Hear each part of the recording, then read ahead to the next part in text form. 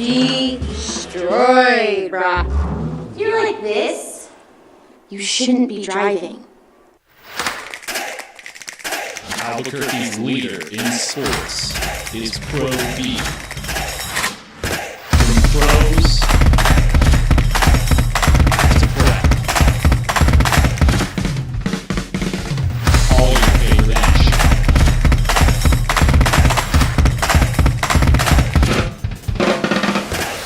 All your favorite talk shows.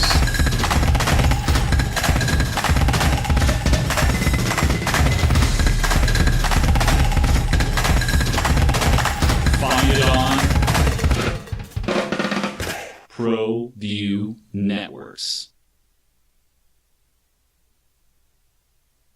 I'm going out, Grandma. When are you coming home? I'll be home late. Don't wait up, okay? Be careful, Mijito. Love you, Grandma. Mijito. He's a good man. Sometimes he just makes bad decisions. I tell him, Mijito, cuidado. Be careful. You might hurt someone. He doesn't listen.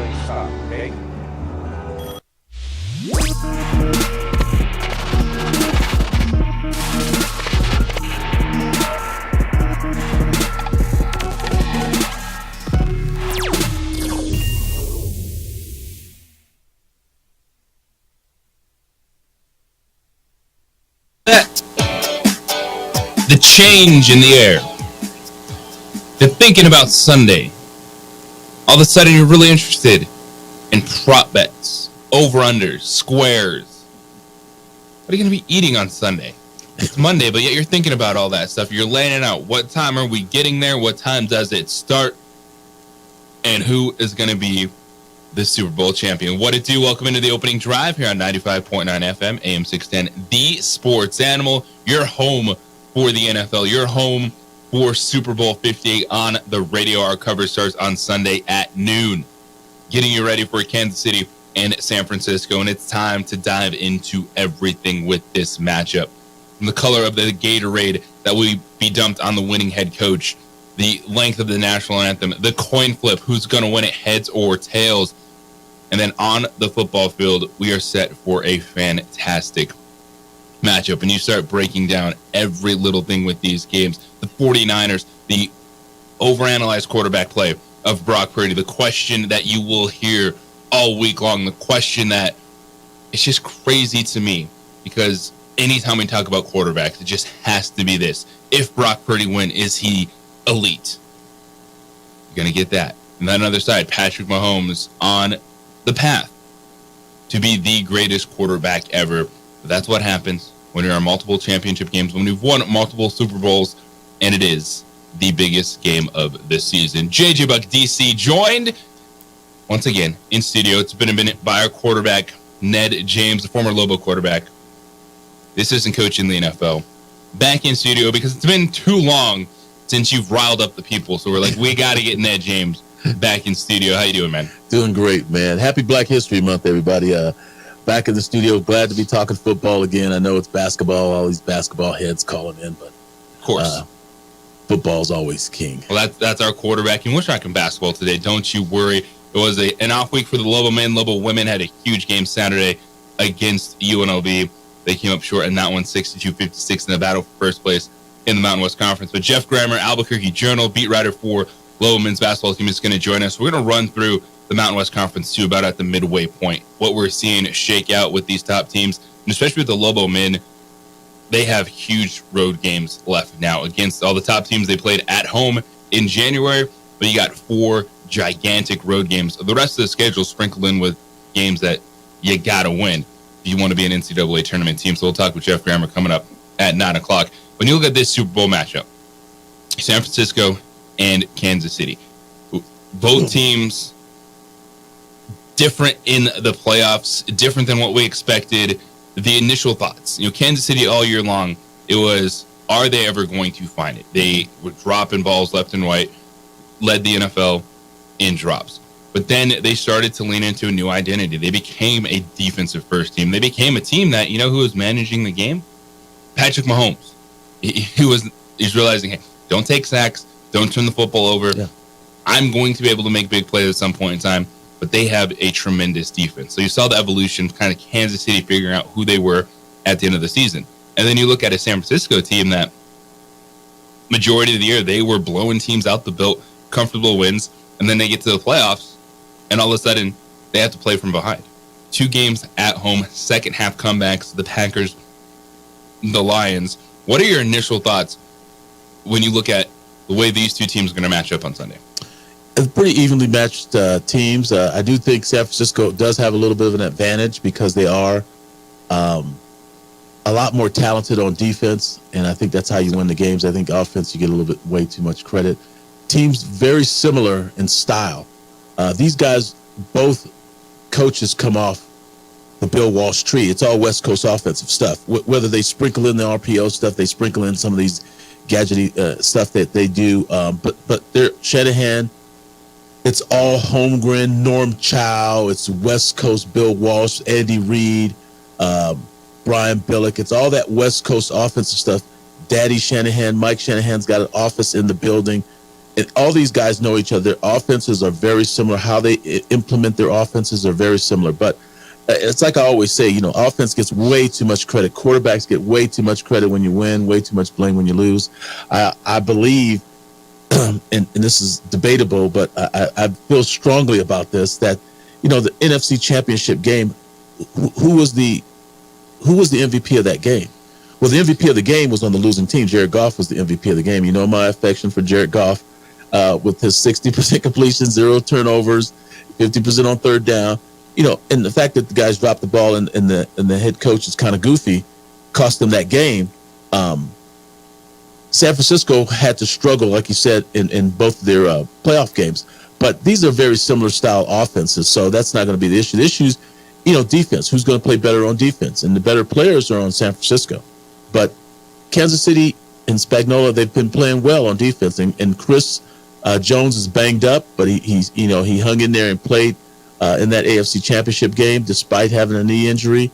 So I really kind of commend him for playing.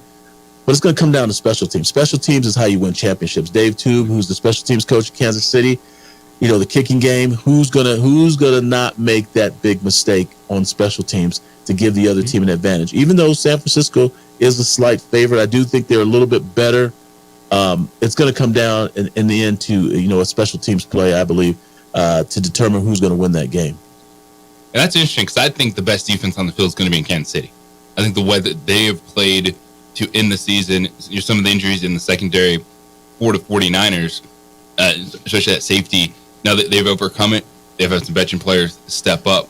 But I really like the way that Kansas City is playing. And the 49ers kind of acknowledge it. They know that their defense has to be better. And Friday, their defensive coordinator, Steve Wilks, was asked about the effort of the defense because head coach Kyle Shanahan kind of called out some players with their effort and pursuit on defense from the NFC Championship game. And Steve Wilks said, quote, I think you really have to ask them individually, collectively as a team. I can tell you as a defense, it's unacceptable. We talked about that. I wish I could tell these guys on play 4 and play 27, this is what's going to happen. You don't know. You've got to make sure that we play every down as if we're going to be the difference in the ballgame. And that's interesting that they feel that they lack defensively a little bit in the playoffs. And you see that falling behind early in games at home because I do think the front seven of San Francisco has the ability to be the difference in this game. Still, when you have Bosa coming off the edge, just Chase Young able to put it together for one game that, he's kind of been up and down in his entire career with injuries on and off the field, kind of still been the same thing in San Francisco. And then you got Fred Warner and Drake Greenlaw at the linebacker. So I think they can have the ability to be the difference maker, but they haven't been the best unit in the playoffs. And this is a Kansas City Chiefs offensive line that throughout the regular season, a lot of issues. We were talking about their left tackle, is he lining up too far in the backfield, the holding penalties, but they didn't give up any sacks until Baltimore game. Yeah. And then they were playing clean football. Well, it's most coaches at this time of the year, it doesn't matter whether you're Yaffle, high school, college, NFL, you're trying to coach this effort. You're trying to coach guys to play harder.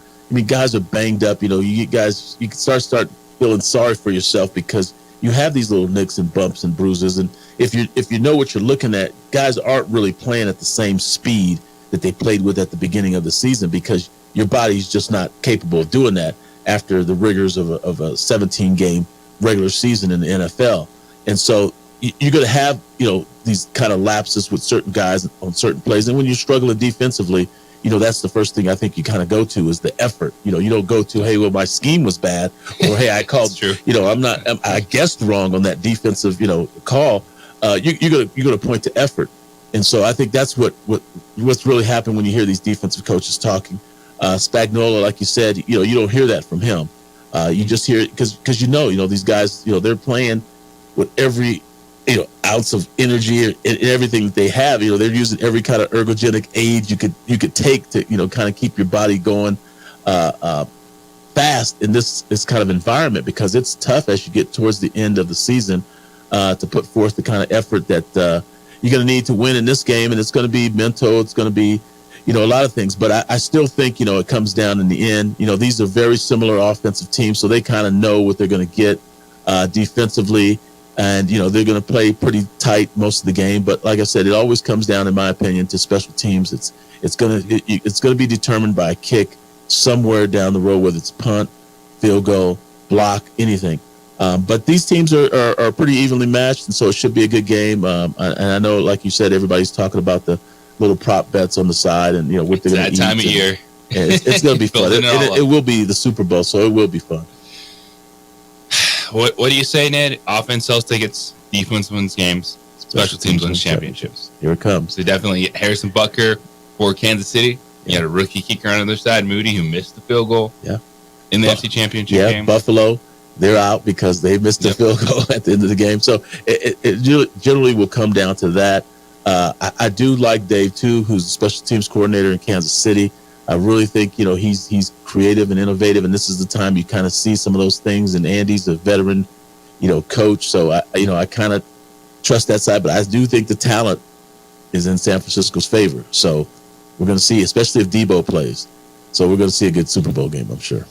505-246-0610, the Sports Animal Hotline and text line this morning.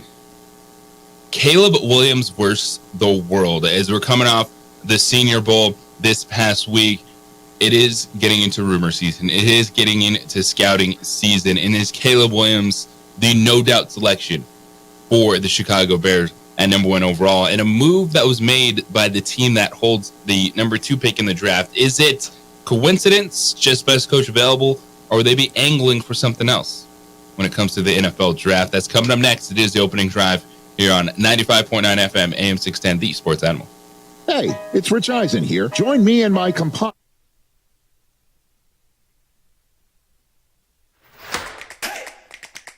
Albuquerque's leader in sports is Pro View. From pros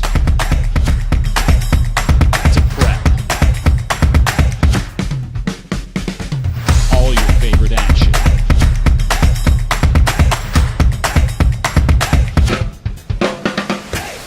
All your favorite talk shows.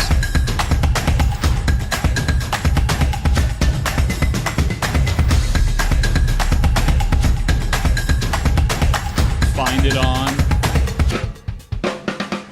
Pro View Networks. What's going on, Lobo Nation? Ja'Cory Krosky-Miller here. And I'm Devin Dampier. The Lobo football team is going through some changes, but we're here to stay. We'll put in the work on the field and in the weight room, but we'll need your help off the field. 505 Sports Venture is leading the charge in the NIL space. And you can be part of it. Shorty, she better than all my intentions. Locked in, shorty, you got my attention. CEO, baby, I get you the business. Touchdown and pay you a visit.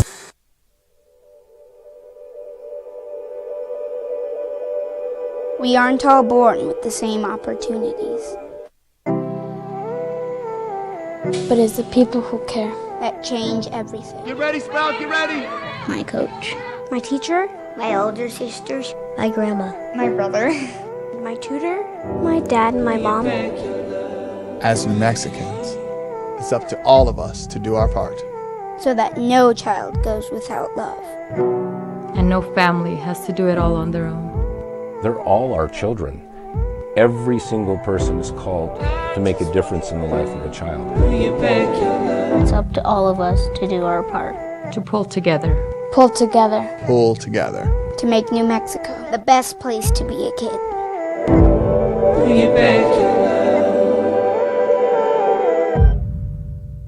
Hi, I'm Steve Stucker here for Dr. Robert Melendez and the Juliet Eye Institute. You may remember me like this, but no more. The glasses are gone. I tossed them months ago because of a brand new procedure from Dr. Melendez known as RLE, Refractive Lens Exchange. The latest technology, the best eyesight I've ever had in my life, and you can check it out by clicking on the link in the description right here.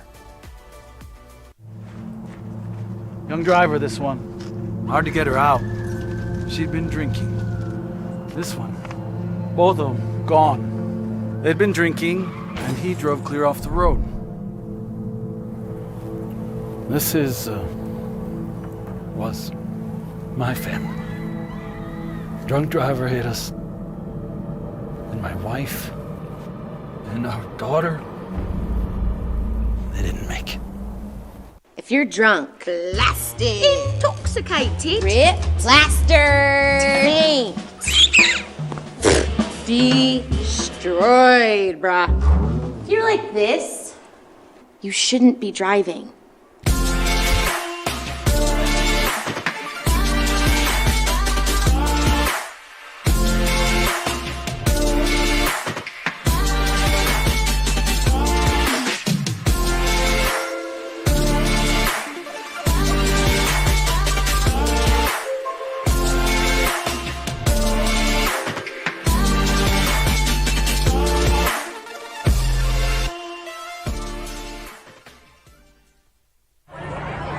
Hey, look! It's Dwight Goodman! This place is hot.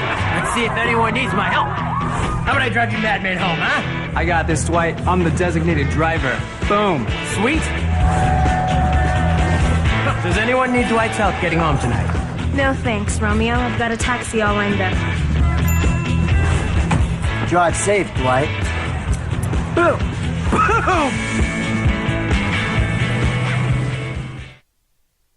These days, it's important to know people and businesses you can trust. There's a lot of places where you can buy a vehicle, but there's only a few local dealerships where you'll find honest people who have your best interests in mind.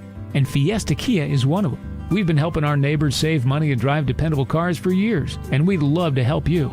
With new Kias arriving daily, you'll love our selection and the peace of mind you'll get driving a Kia from Fiesta. So stop by and see us today at Fiesta Kia on Lomas, or just start driving now at fiestakia.com.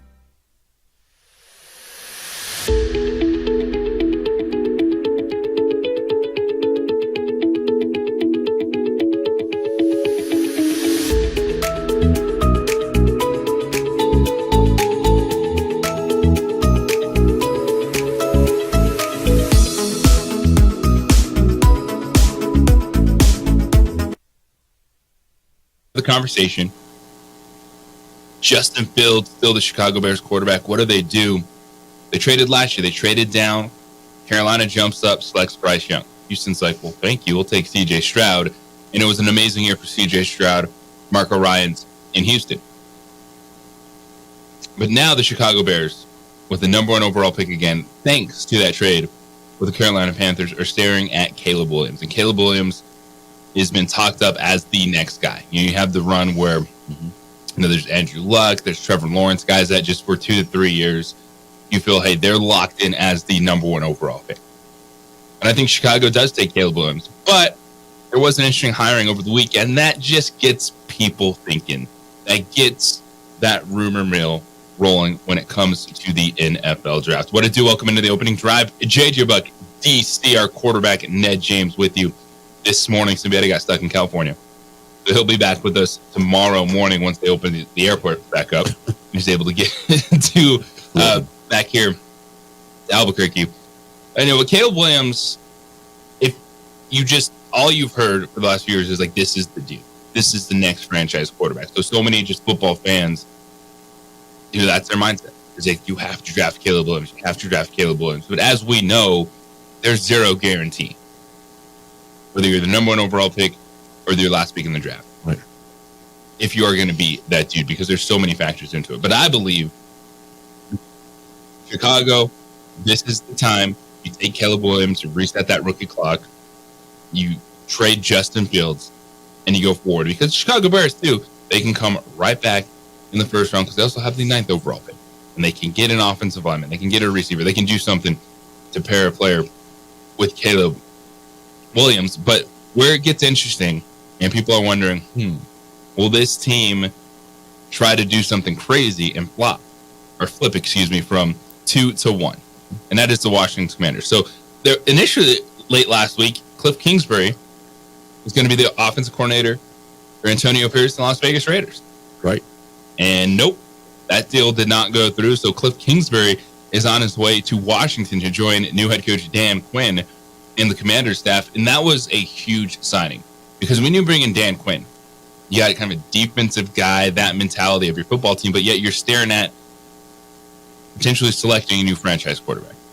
So who is going to be that OC? Who's going to be that coach that leads that team into the future offensively? And they're going with Cliff Kingsbury. Where was Cliff Kingsbury last year? Well, he was an offensive analyst at USC with Caleb Williams. And it's interesting, too, that Chicago had the opportunity in the offensive coordinator market. They went a different route. I don't think that Chicago ends up trading that, but you're going to hear a lot of stories about, Cliff Kingsbury, Caleb Williams. Who knows if those guys even like each other? Just because they were on a staff together or on a team together last year. And, Caleb Williams, he's taking a little bit of a hit. You look at last year, wasn't the greatest year at USC, but you still look overall his career, 93 touchdown passes, just 14 interceptions. Not the biggest guy, but he can still make all the throws, has the pocket mobility you're looking for. And I know that Caleb Williams is still someone that you're not 100% sold like this is the greatest dude of the last 2 or 3 years. Yeah, I got a chance to watch him a little bit this season, during the college season. And, when you've been in the NFL, you've seen, how guys have to develop and play the NFL game because the NFL game is a little bit different than the college game. And so you look for certain things, and a lot of the things that you look for in the pro game doesn't necessarily happen in the college game. And one of them is just the pocket presence and being able to play from the pocket. I didn't see what I consider to be a strong pocket presence from Caleb Williams, but that's just me. I mean, other coaches probably see something totally different. But, moving forward, I think, he is a talent. He does make plays, and that's what they're looking for at that level. We're going to see. We're going to see. He's apparently going to be the first player picked. I don't know what Chicago's feelings are about Justin Fields. Is it time to move on? Is he a guy that can't take him to the next level? Well, they gave him one more opportunity last season because they were in the same spot. Number 1 overall pick. Do you reset? Do you take what you believe is the best quarterback available in that draft? And they went with Justin Fields and didn't quite put it all together. But I also look at Chicago, and it felt like for the first 2 years of Justin Fields' career, they were punting on everything anyway. And so I don't think Justin Fields really had a full team around him to develop. Mm-hmm. But sometimes that's what happens. I think we're seeing now at a point where if there were some stories out there that you could get Justin Fields for a 2nd and 7th round pick, absolutely. I would make that deal if I'm another team. Give me 2 years, Justin Fields, see if I can put something together moving there. And it feels like Chicago, you hear about the rookie quarterback contracts, just bringing in Caleb Williams. But I do think Caleb Williams is the best quarterback in this draft. Not breaking any news, I get it. But what I think is fascinating now is at number 2, Drake May versus Jaden Daniels. Because if you think about Cliff Kingsbury, when he got his opportunity to be a head coach in Arizona, who was his first overall pick? Quarterback. Kyler Murray. Kyler Murray, yeah. And Kyler Murray reminds me a lot more of Jaden Daniels than he does Drake May. And so that's what I'm really interested in is at number 2, everyone, we've heard Drake May. How about the dude that just won a Heisman Trophy? Yeah. How about the dude that can put up 200 yards rushing. 200 yards rushing with 400 yards passing. Yeah. I think that's going to be the fascinating conversation, is seeing Drake May versus Jaden Daniels, because Cliff Kingsbury likes that style of quarterback. Saw it with Kyler Murray. going into Washington, and I believe that. I know it's Dan Quinn. He's the head coach. It's his team. But Cliff Kingsbury is going to have a huge say in that conversation. So the Drake May versus Jaden Daniels debate is the one I'm fascinated on, because I don't think Chicago's moving off number one at all. Yeah, the Cliff Kingsbury, the guru, quarterback guru, whisper, offensive guru guy. You just have to be careful when you talk about who these guys favor, particularly because he took Kyler Murray and that style of offense with Kyler. And I don't think a lot of that was particularly Cliff Kingsbury's style of offense. I just think it comes back to something I talk about all the time. A lot of people don't think this is relevant, but it really is in a lot of cases with a lot of people. It's demographics. It's Cliff Kingsbury is a Texas guy, grew up in Texas high school football, played college football in Texas. So did Kyler Murray. And it's that whole thing about Texas being the place, for football and that style of football as far as toughness and all those things. Kyler Murray played totally different than the way Cliff Kingsbury played. Cliff Kingsbury played from the pocket. He was a pocket guy, kind of came out of the RPO system, but not running like Kyler Murray. But he fell in love with Kyler Murray because he was one of the greatest high school quarterbacks to ever play in Texas. And so I thought that had more to do with it than what Cliff Kingsbury's philosophy really is offensively. So, the Drake May, Jaden Daniels debate, it still will come down to who evaluates the best, who's the better talent, who's the better fit, who do they project better as an NFL quarterback, in the style of offense they want to run. I mean, I don't necessarily think Cliff Kingsbury is going to run the same style of offense they ran with Kyler Murray at Arizona. I don't think philosophically that's what he thinks. But those two guys will be evaluated and they'll rank them and they'll go from there. And as far as Caleb Williams being the lock number one pick, Chicago, if they want to move off, even though Eberflus was there when they drafted Justin Fields, do you give him another bite at the apple, with another rookie quarterback? I mean, that's just, those are the kind of things that, front offices have to think about and have to consider. And then once you make that decision, you have to say, hey, we made a mistake on the first one. And so a lot of times, front offices don't want to do that. So a lot of times you don't have the same front office and same coach getting to make that pick again, which they do have in Chicago. Ryan Poles, the GM, Matt Eberflus at head coach. Yeah, and you're going to pick a quarterback again? They're doing it again. That's something that's kind of a no-no, but, hey, that's why a lot of people say that Caleb Williams and his dad are trying to, they're trying to move away from that front office and that management and that ownership in Chicago and try to maybe, kind of force their hand into not drafting them because, a lot of times, you get stuck in a situation and you're not going to play well. So we'll see what happens. Caleb Williams, it's interesting. A lot of people are saying he's, one of the greatest quarterbacks to come out in the last 10 years. That NFL is hard. Yeah, there's zero guarantee. Yes. With the number one overall pick, with being the best quarterback of the class. I'm with the Bears. Hey, I take Caleb Williams at number one, but this is not a one where, and I've talked about it, made my feelings known on this, tanking for X prospect. It's so hard to win in that league. You don't know for sure. But now that you're here, and because Carolina traded with you last year, you have their pick, you have the number one overall pick. Chicago got to take a quarterback this time. But maybe you feel differently out there. Are there any Justin Fields fans that still think that he should get an opportunity with the Chicago Bears? 505-246-0610, Sports Animal hotline and text line. This morning, we come back on the other side. This coach said thank you. Said thank you for 24 years. But he had to wait. And is he done in the league? Or will we see the old man get a chance to run it back next season? Because this was an interesting hiring year in the NFL because 5 of the 7 coaches, defensive guys, but this guy was left on the outside. That's next. The opening drive here on 95.9 FM, AM 610, the Sports Animal. This report. We would like to thank the following sponsors for making this broadcast possible.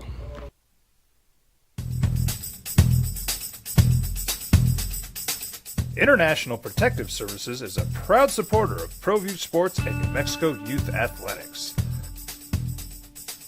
IPS provides residential and commercial security services in the Albuquerque metro area. For more info, please call 505-897-0000. 2420 or visit internationalprotectiveservice.com. Hi, my name is Daniel Chavez, and this is my business partner, David Chavez. We are the owners of Indeed Safety. Indeed Safety is a local safety consulting company helping our clients with their safety needs for their projects. One of the things we pride ourselves as a construction safety company is helping our men and women in construction get home safe every day to their families. Indeed Safety is a proud supporter of ProView Network.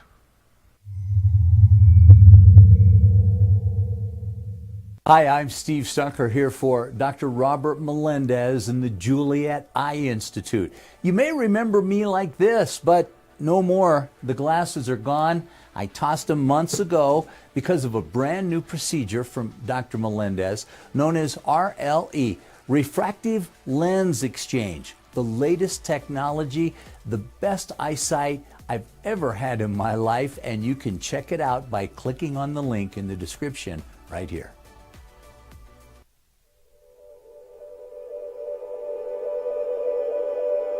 We aren't all born with the same opportunities. But it's the people who care that change everything. Get ready, Sprout, get ready! My coach. My teacher. My older sisters. My grandma. My brother. My tutor. My dad and my mom. As New Mexicans, it's up to all of us to do our part. So that no child goes without love. And no family has to do it all on their own. They're all our children. Every single person is called to make a difference in the life of a child. It's up to all of us to do our part. To pull together. Pull together. Pull together. To make New Mexico the best place to be a kid.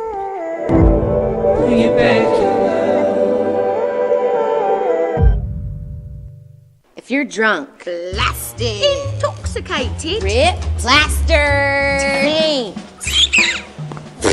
destroyed, bruh. If you're like this, you shouldn't be driving. Young driver, this one. Hard to get her out.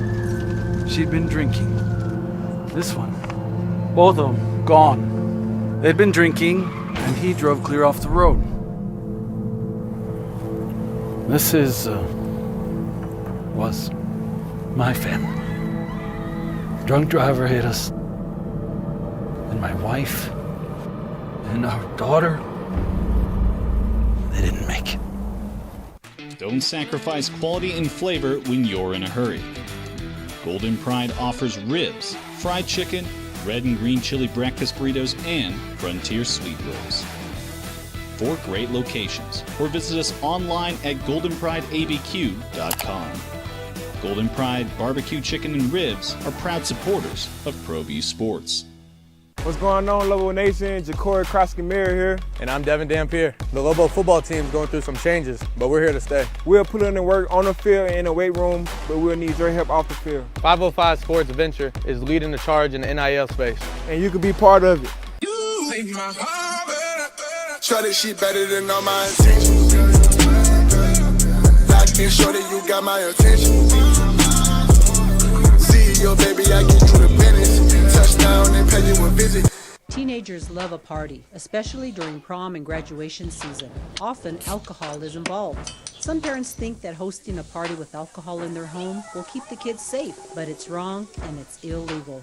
As a parent, to allow your teenagers' underage friends to consume alcohol on your property is a felony.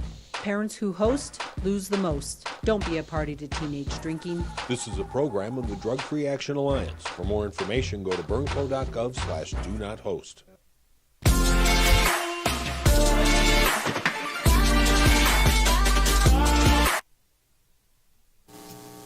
It's always about the quarterbacks. We overanalyze the quarterbacks. Quarterbacks are selected first in the NFL draft. They are such a huge piece to the puzzle when it comes to the game of football. But this is why the sport of football is so fascinating. Things are so interesting. It is still a team game. And when you think that it's just all going to be about one thing, the league pivots a bit. And the league did just that in this past hiring cycle. When you look at these 7 jobs that were filled, 5 of those 7 head coaches called defensive coaches. in a league that's all about the offense, opening up, finding the next franchise quarterback, finding the quarterback that has to be elite. Because we hit you over the head with that word, elite quarterback play. Elite quarterback play. Offensive coaches got jobs this offseason. One of them did not get a job, but he said, thank you. It's opening drive here on 95.9 FM. But DC, our quarterback, Ned James, former Lobo quarterback, coach about everywhere you can. Not just all over in the United States, in the world. World Fun League. stuff. Football. With us in studio. So if you look at the hiring, so we had Atlanta, Carolina, Vegas, the Chargers, New England Patriots, Seattle, Tennessee, and Washington. All hired new head coaches. Atlanta, Raheem Morris, defensive coordinator. Carolina goes young offensive coordinator, Dave Canales, to work with Bryce Young. Which I think that's a good move given the fact that we're Geno Smith and Baker Mayfield the last 2 years and took both those quarterbacks to the playoffs. Vegas gives a job to Antonio Pierce, defensive guy, played linebacker in his career. For the Chargers, go offense, pairing Jim Harbaugh with Justin Herbert. The succession plan in New England, Gerard Mayo, defensive guy, slides in for a defensive guy, and Bill Belichick. Seattle goes Mike McDonald, Ravens defensive coordinator. Tennessee goes offense, Brian Callahan. OC, one of the offense coaches in Cincinnati, comes in and work with Will Levis, and Washington goes Dan Quinn. 5 of 7 defensive guys. That does buck a trend where we've seen a lot of these teams and wanting that Sean McVay, Kyle Shanahan type of influence, and they went defensive heavy head coaches this time. Yeah, and the head coaching position is really kind of it's really wonky because you just never know, how it's going to mesh with the offensive coordinator, and vice versa. When you're an offensive guy, you don't know how you're going to mesh with the defensive coordinator. So chemistry plays a big part of that, how well guys get along with management, ownership. The thing with Bill, being left out of this picture, he's probably arguably one of the greatest defensive minds in the history of pro football. And no one chose him. Whether it's ageism or, some kind of discrimination against older guys, we don't know. But, there's always this succession plan. So all you 45-year-olds out there working at Walmart or wherever, some 20 to 30-year-old guys staring at your job right now, so they're ready to boot you out the door. So as you get older, it kind of seems like, there's this whole idea that, for some reason, you stop learning or you don't understand, things have changed and, the schemes have changed, but it's still blocking and tackling. And it's really kind of a simple game. And a guy like Belichick, who's mastered it, for people to kind of dismiss him, it just seems, kind of strange. But I thought the way Kraft handled Belichick, I didn't think that the succession plan should have started yet. I thought he still had, they should have given him an opportunity to break the record, which would have probably taken a year or two. In New England, I don't think Gerard Mayo puts them that much, ahead of everybody else as far as when you hire a new coach, bring in, wins, because this is a year-to-year league. I mean, you've got to try to win every year. Maybe they thought Bill was kind of falling by the wayside, that he didn't really have it anymore as far as being able to win in the NFL, and I don't agree with that. So we'll see. He's 15 wins short of the record. Will somebody bring him in next year? There's a list of teams that every year there's 5 to 6 jobs that open. Does Bill want to coach again? I know that the salary may have had a little bit to do with it because he's getting $24 million to sit at home this year. And maybe he'll just go and maybe help the Suns up at Washington, University of Washington. Who knows? There's things he can do, but I do believe he does want to break that record, and I do believe he will get an opportunity to do that. I think there's going to be a club, but it's going to be interesting because management and being able to get along with people is important. And a lot of people, the guy hasn't lost it as far as his knowledge of the game and being able to beat people as a head coach. So we'll see who's going to learn. And that was a big topic, is this relationship piece with Bill Belichick. There's a lot of guessing. There's a lot of assuming that he would be hard to work with, and he would come in and, well, if you have Bill Belichick, who's done it this way for 24 years in New England, that he's going to come in and throw everything on the wayside that you have in your building. And so those are some of the questions that are out there. But Bill Belichick, thank you. Over the weekend, he took out a whole page in the Boston Globe to acknowledge the support that he had while head coach at the Patriots for 24 years. And he concluded the letter with writing, "You may have enjoyed my fashion sense press conference, or maybe you just tolerated it. I love coaching here, and together we experienced some amazing moments. Thank you all." So Bill Belichick saying thank you to New England after all the dust settles, and he does not have an opportunity. Atlanta was the only team that interviewed him twice. And because you look at some of the hiring, and that's why I do think this is a really interesting conversation, because it's not like the league pivoted entirely to just a bunch of young offensive coaches. I'm saying Dan Quinn in Washington, what was Dan Quinn versus Bill Belichick in that situation. I get some of the other ones. Raheem Morris getting his second chance, an opportunity, good run, going back to the Rams, winning the Super Bowl. Sean McVay now going into Atlanta. And so, and if you get it in Seattle, because they just said, "Hey, we're done with you." So why would they trade one old guy for another old guy?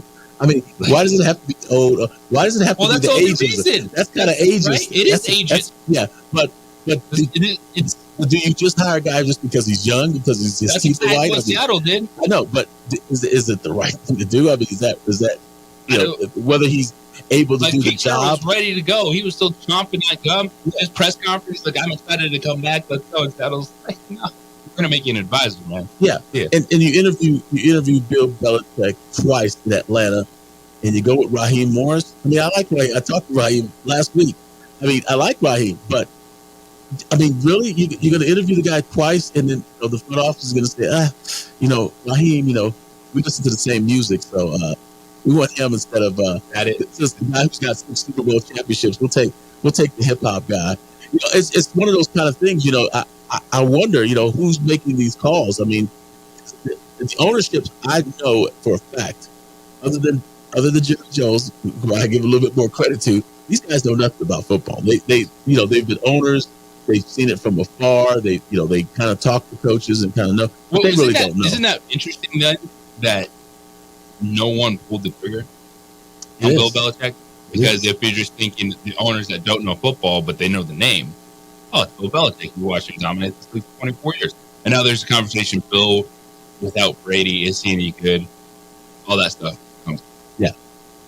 But, I mean, to be talked out of a 6-time Super Bowl champion. I mean, really. I mean, even though he's cheated most of them, to be talked out of that guy, boy, it's that whole age thing really has to be something that you really are like, hey, look, this is just something we've got to move past. We've got to start and bring something fresh and new, even though that's not guaranteeing you any wins. I just wonder. I mean, I wonder what the process was, and I'm surprised that no one. I was really surprised that New England let him go for a young, unproven guy who's never even been really a coordinator or anything to be their head coach, because we just want a young, fresh face, So, I mean, that's how it goes sometimes, I guess, in business. I mean, maybe, a lot of guys who are, out there, different companies and businesses, and you get a certain age and that, hey, it's, they're going to move on from me, so I better, make sure I have a large pension and parachute to get out of here.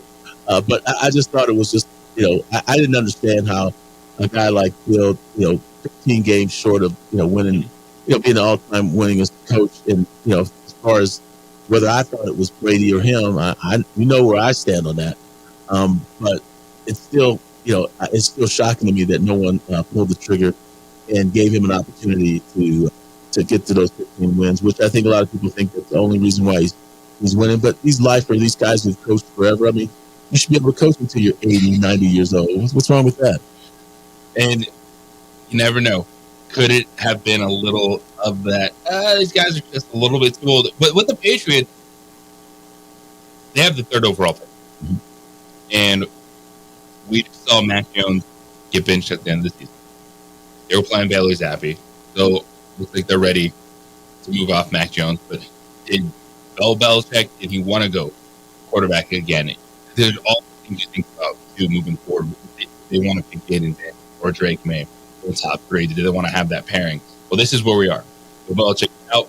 5 of the 7 coaches that were hired in this hiring process, defensive guys in a league that we are just so hyper-focused on quarterbacks and offense. It's just fascinating, the sport of football, the team building, trying to figure out how all these pieces work together. Coming up at 9 a.m. this morning, Jeff Grammer, Albuquerque is going to join us. Like Mountain West.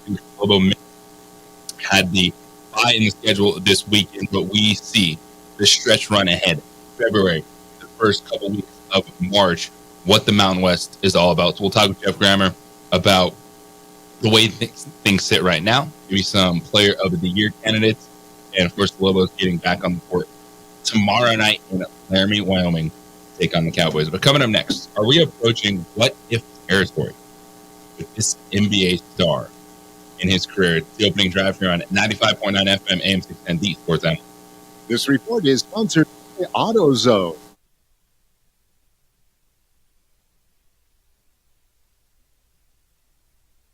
We would like to thank the following sponsors for making this broadcast possible.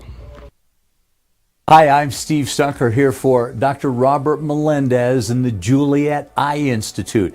You may remember me like this, but no more. The glasses are gone. I tossed them months ago because of a brand new procedure from Dr. Melendez known as RLE, Refractive Lens Exchange. The latest technology, the best eyesight I've ever had in my life, and you can check it out by clicking on the link in the description right here.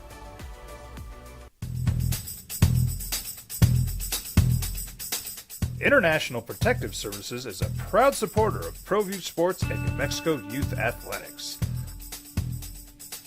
IPS provides residential and commercial security services in the Albuquerque metro area. For more info, please call 505-897-2420 or visit internationalprotectiveservice.com. If you're drunk, blasted, intoxicated, ripped, plastered, destroyed, brah. If you're like this, you shouldn't be driving. Albuquerque's leader in sports is ProView. From pros to prep, all your favorite action.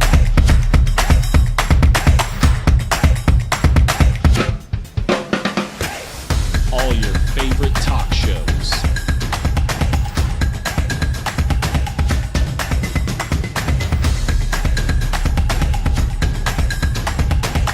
Find it on ProView Networks.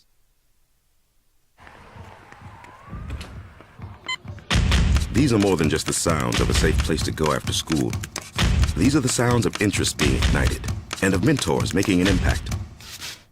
At Boys and Girls Clubs, we don't do just one thing. We do whatever it takes to meet the needs of every kid who comes through those doors. Because whatever it takes is what it takes to build great futures.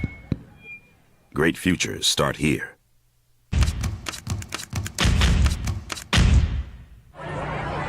Hey, look! It's Dwight Goodman! Boom! This place is hot. Let's see if anyone needs my help. How about I drive you madman home, huh? I got this, Dwight. I'm the designated driver. Boom. Sweet. Does anyone need Dwight's help getting home tonight? No thanks, Romeo. I've got a taxi all lined up. Drive safe, Dwight. Boom! Boom! What's going on, Lobo Nation? Ja'Cory Krosky-Mir here. And I'm Devin Dampier. The Lobo football team is going through some changes, but we're here to stay. We'll put in the work on the field and in the weight room, but we'll need your help off the field. 505 Sports Venture is leading the charge in the NIL space. And you can be part of it. Started shit better than all my intentions. Locked in shorty, you got my attention. CEO, baby, I get you the business. Touchdown and pay you a visit.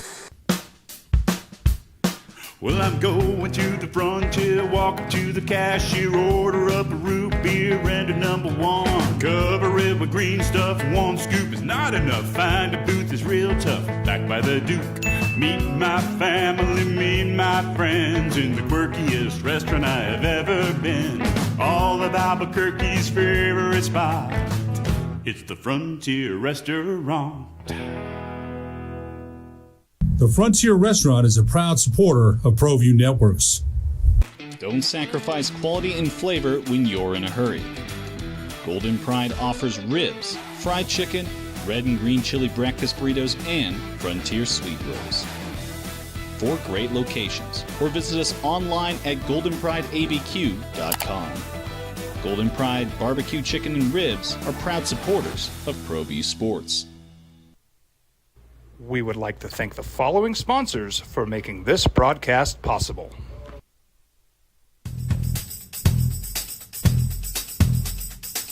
International Protective Services is a proud supporter of ProView Sports and New Mexico Youth Athletics. IPS provides residential and commercial security services in the Albuquerque metro area. For more info, please call 505-897-2420 or visit internationalprotectiveservice.com.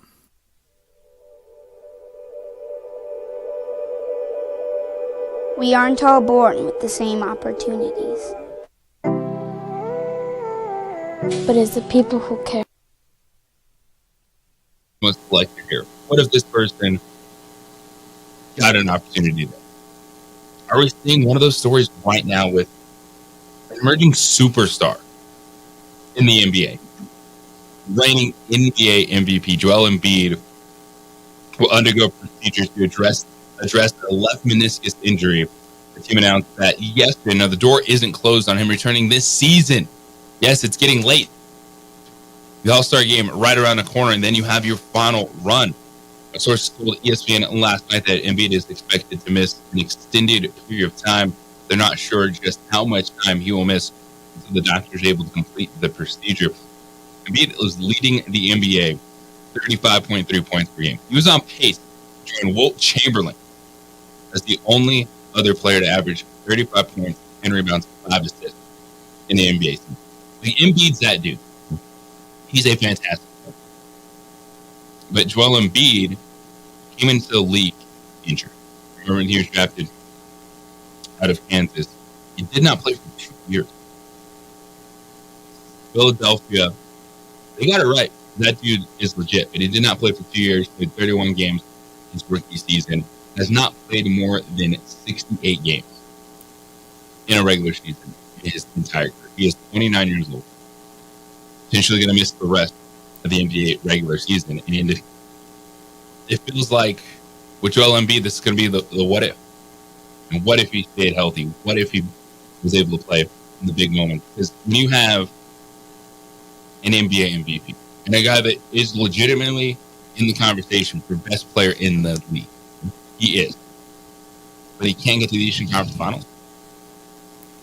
Yeah, that meniscus is something else. And then it's just not able to be held. Yeah, and with the knees, and big men, it's tough.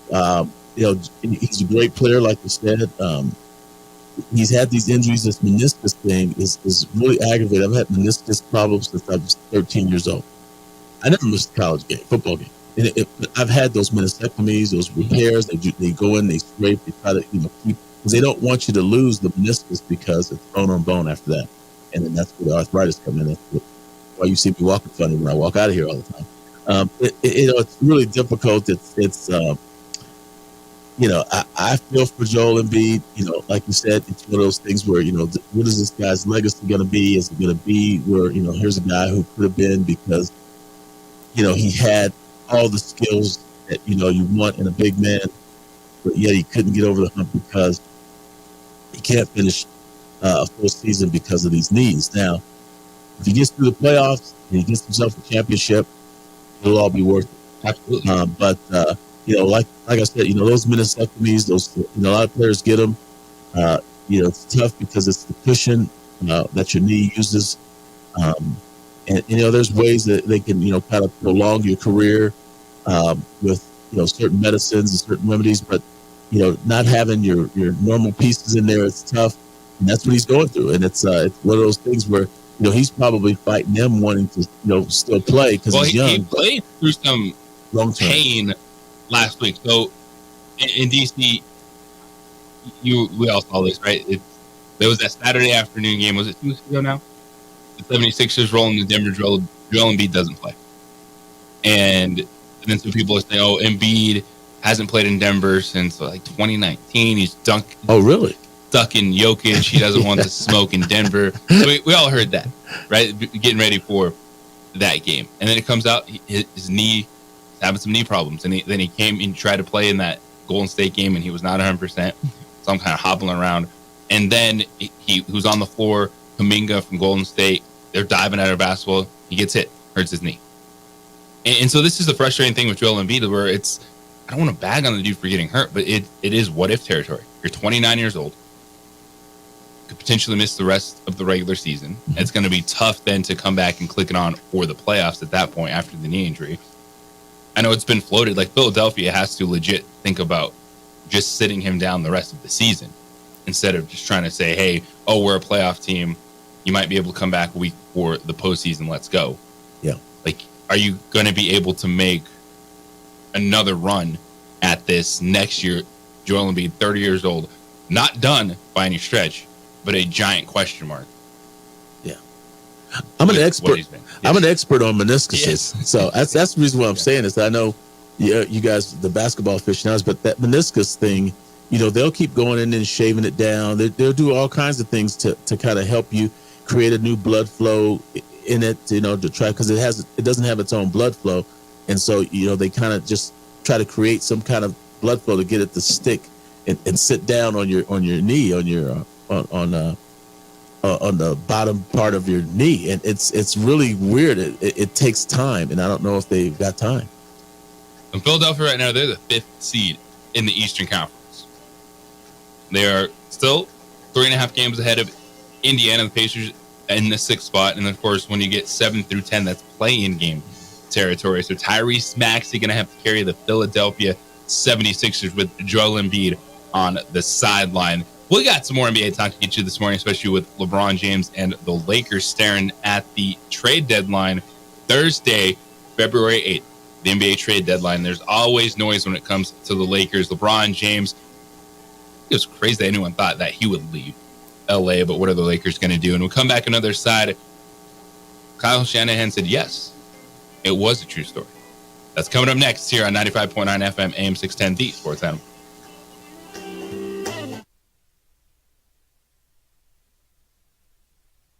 We would like to thank the following sponsors for making this broadcast possible. What's going on, Lobo Nation? Ja'Cory Cross-Camara here. And I'm Devin Dampier. The Lobo football team's going through some changes, but we're here to stay. We'll put in the work on the field and in the weight room, but we'll need your help off the field. 505 Sports Venture is leading the charge in the NIL space. And you can be part of it. Try this shit better than all my intentions. Locked in shorty, you got my attention. See your baby, I get you the business. Touchdown and pay you a visit. ProView Networks would like to thank the following sponsors for making this broadcast possible. Hans Whitler Automotive, German car maintenance and repair in Albuquerque, New Mexico. Call 505-294-7684 or visit HansWhitlerAuto.com. Hi, I'm Steve Sunker here for Dr. Robert Melendez and the Juliet Eye Institute. You may remember me like this, but no more. The glasses are gone. I tossed them months ago because of a brand new procedure from Dr. Melendez known as RLE, Refractive Lens Exchange. The latest technology, the best eyesight I've ever had in my life, and you can check it out by clicking on the link in the description right here.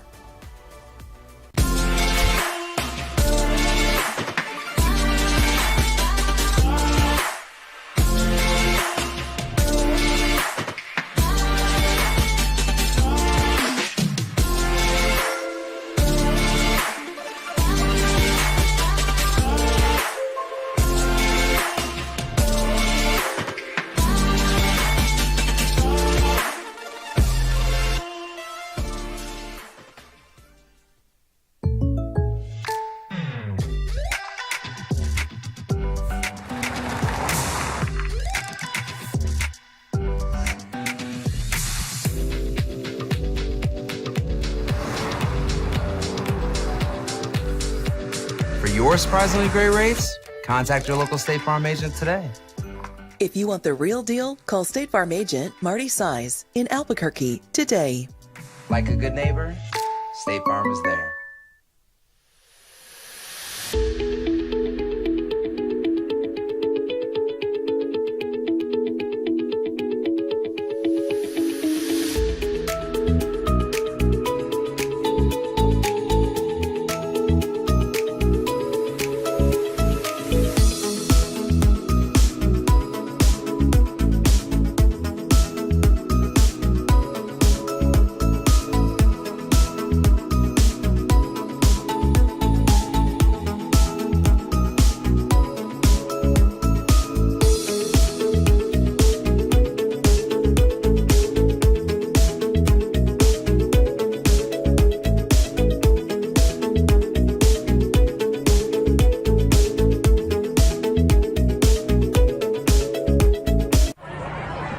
Hey, look! It's Dwight Goodman! Boom! This place is hot. Let's see if anyone needs my help. How about I drive you madman home, huh? I got this, Dwight. I'm the designated driver. Boom. Sweet. Does anyone need Dwight's help getting home tonight? No thanks, Romeo. I've got a taxi all lined up. Drive safe, Dwight. Boom! Boom!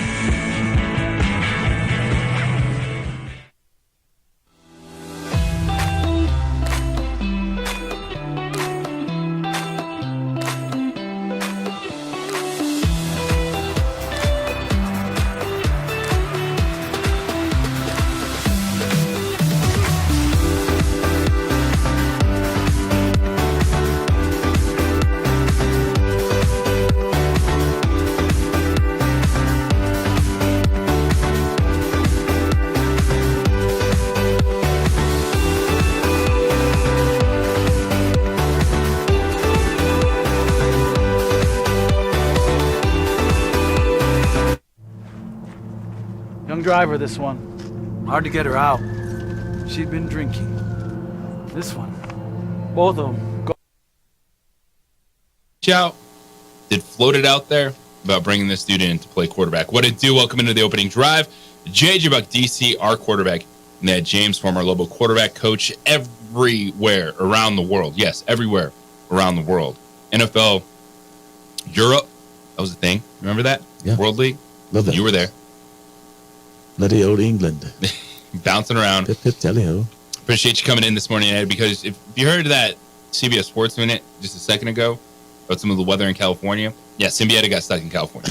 That's why he's not with us. He got stuck in California, It's not man. an earthquake. How do you get stuck? It's rain. It never rains in biblical Southern rain California. right now. Yeah. Going on They in say climate California. change is real. So, Jeff, hopefully gets back safe when they open everything up, but he should be back with us tomorrow. And it is Super Bowl week, Super Bowl 58, right here. Your home for the NFL is the Sports Animal coverage on Sunday starts at noon. And the San Francisco 49ers, Kansas City Chiefs, they got two pretty good quarterbacks. You know, Patrick Mahomes, all the discussions. Is he already the greatest ever? How many more Super Bowls can he win? DC asked us, was it Friday?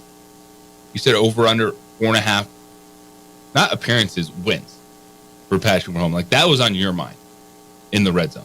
Is you have that kind of feel on Patrick Mahomes? Well, the feeling was of uncertainty in San Francisco, and you understand why. Because last year in the NFC Championship game, what happened? They had no quarterbacks left. And Brock Purdy, he was hurt. We were all kind of unsure of what that timetable was going to look like coming back from that elbow injury for a quarterback. So this came out a couple weeks ago. It was buried in a story in an ESPN article, and this came from Brock Purdy. And Brock Purdy said that Kyle Shanahan tried to sign Tom Brady, or at least talked about signing Tom Brady before the season. And so Kyle Shanahan told Brock Purdy about that. Brock Purdy passed along that story. And now Peter King, NBC Sports, got it directly from Kyle Shanahan. Doing one of the interviews he does where he's like sitting with the coach or going to the facility early in the morning. Peter King asked Kyle Shanahan, were you serious about that? And Kyle Shanahan said, quote, I'm glad you asked me that question. Yes, I was serious about it. As we talked, I'm looking at Brock, and he's got his arm in a sling. And I'm really not sure I've got a quarterback who's going to be ready before the start of the 2023 season. That's what started all of this. Must be easy to play quarterback, boy. You can be on the couch, you can get off eating Doritos and ice cream and just say, I can go play quarterback in the NFL.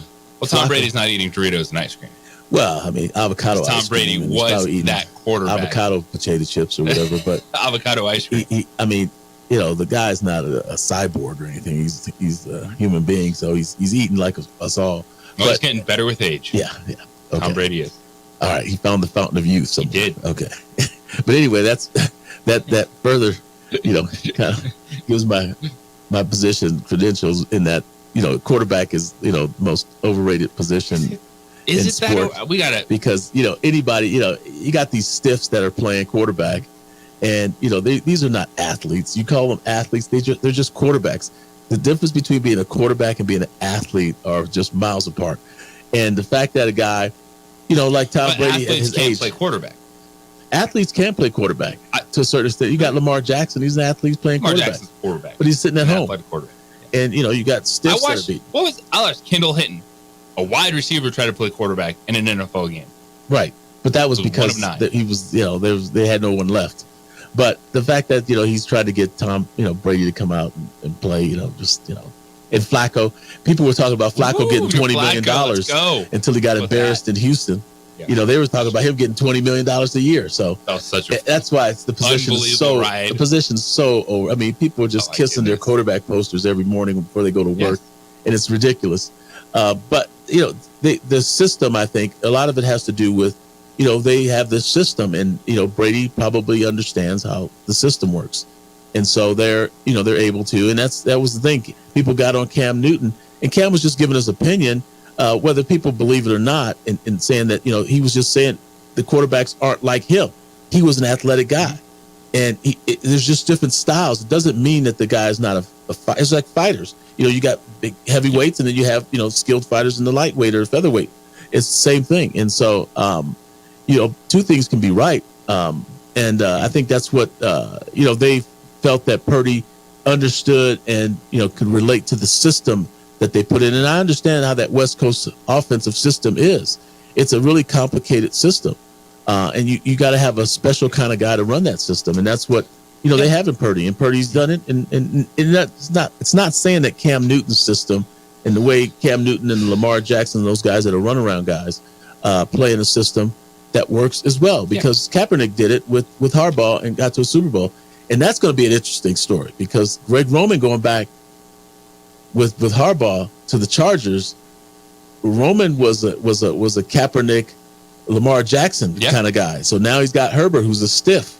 How's that going to work?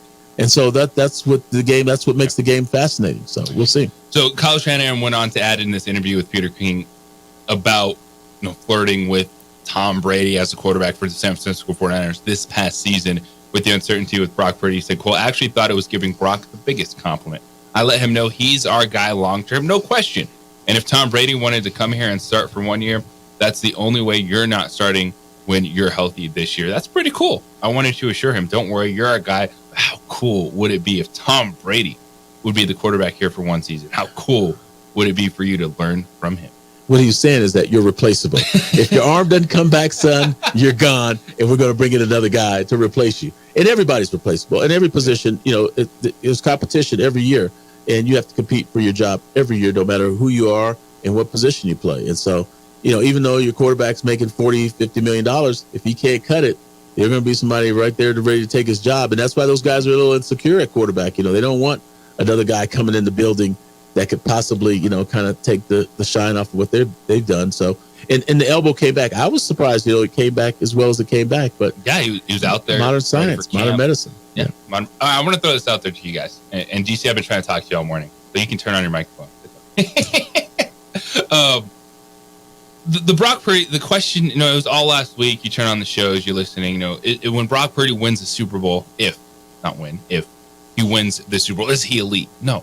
I do think we overuse that word in sport. I do think we try to shoehorn every good quarterback. You're either elite or you're bad. There's no in between. And I think there absolutely is an in between for NFL quarterbacks. But I was thinking back, all right, where could Brock Purdy filter into this? When we're looking at his career, if he goes out there, wins his Super Bowl, even if he loses, but plays well, does what he needs to do, he's going to be the starting quarterback for the 49ers. Yeah. For a while. And I was thinking back of, like, what is a trajectory? You know, Brock Purdy, like, winning games, who could he be? And I was thinking kind of like the Ben Roethlisberger type kind of trajectory. Yeah. Ben won early with a good Pittsburgh team. Now, Brock Purdy has outpassed Ben Roethlisberger. Better athlete than Ben Roethlisberger. Yeah. But I'm saying, like, kind of like the trajectory, because that's what they're looking for, right? It's like, well, Brock Purdy wins, he's elite, yes or no? Like, no, let's look at kind of where he settles into this conversation. He's not an elite quarterback. There's maybe 3 of those right now in the league, as there only should be a handful of those dudes in any sport when we're talking about superstar or elite. But I was thinking, like, the trajectory, a path of a quarterback that's going to be consistent. And I think Ben Roethlisberger, who's had a Hall of Fame NFL career, when it was all said and done, he kind of grew into a quarterback that became the focal point of that Steelers team after, kind of riding a defense and running game early in his career. So Brock Purdy has outpassed Ben Roethlisberger just stat-wise early on. But you're kind of looking at just that steady, consistent presence. Is that the definition of elite is hard? Yeah.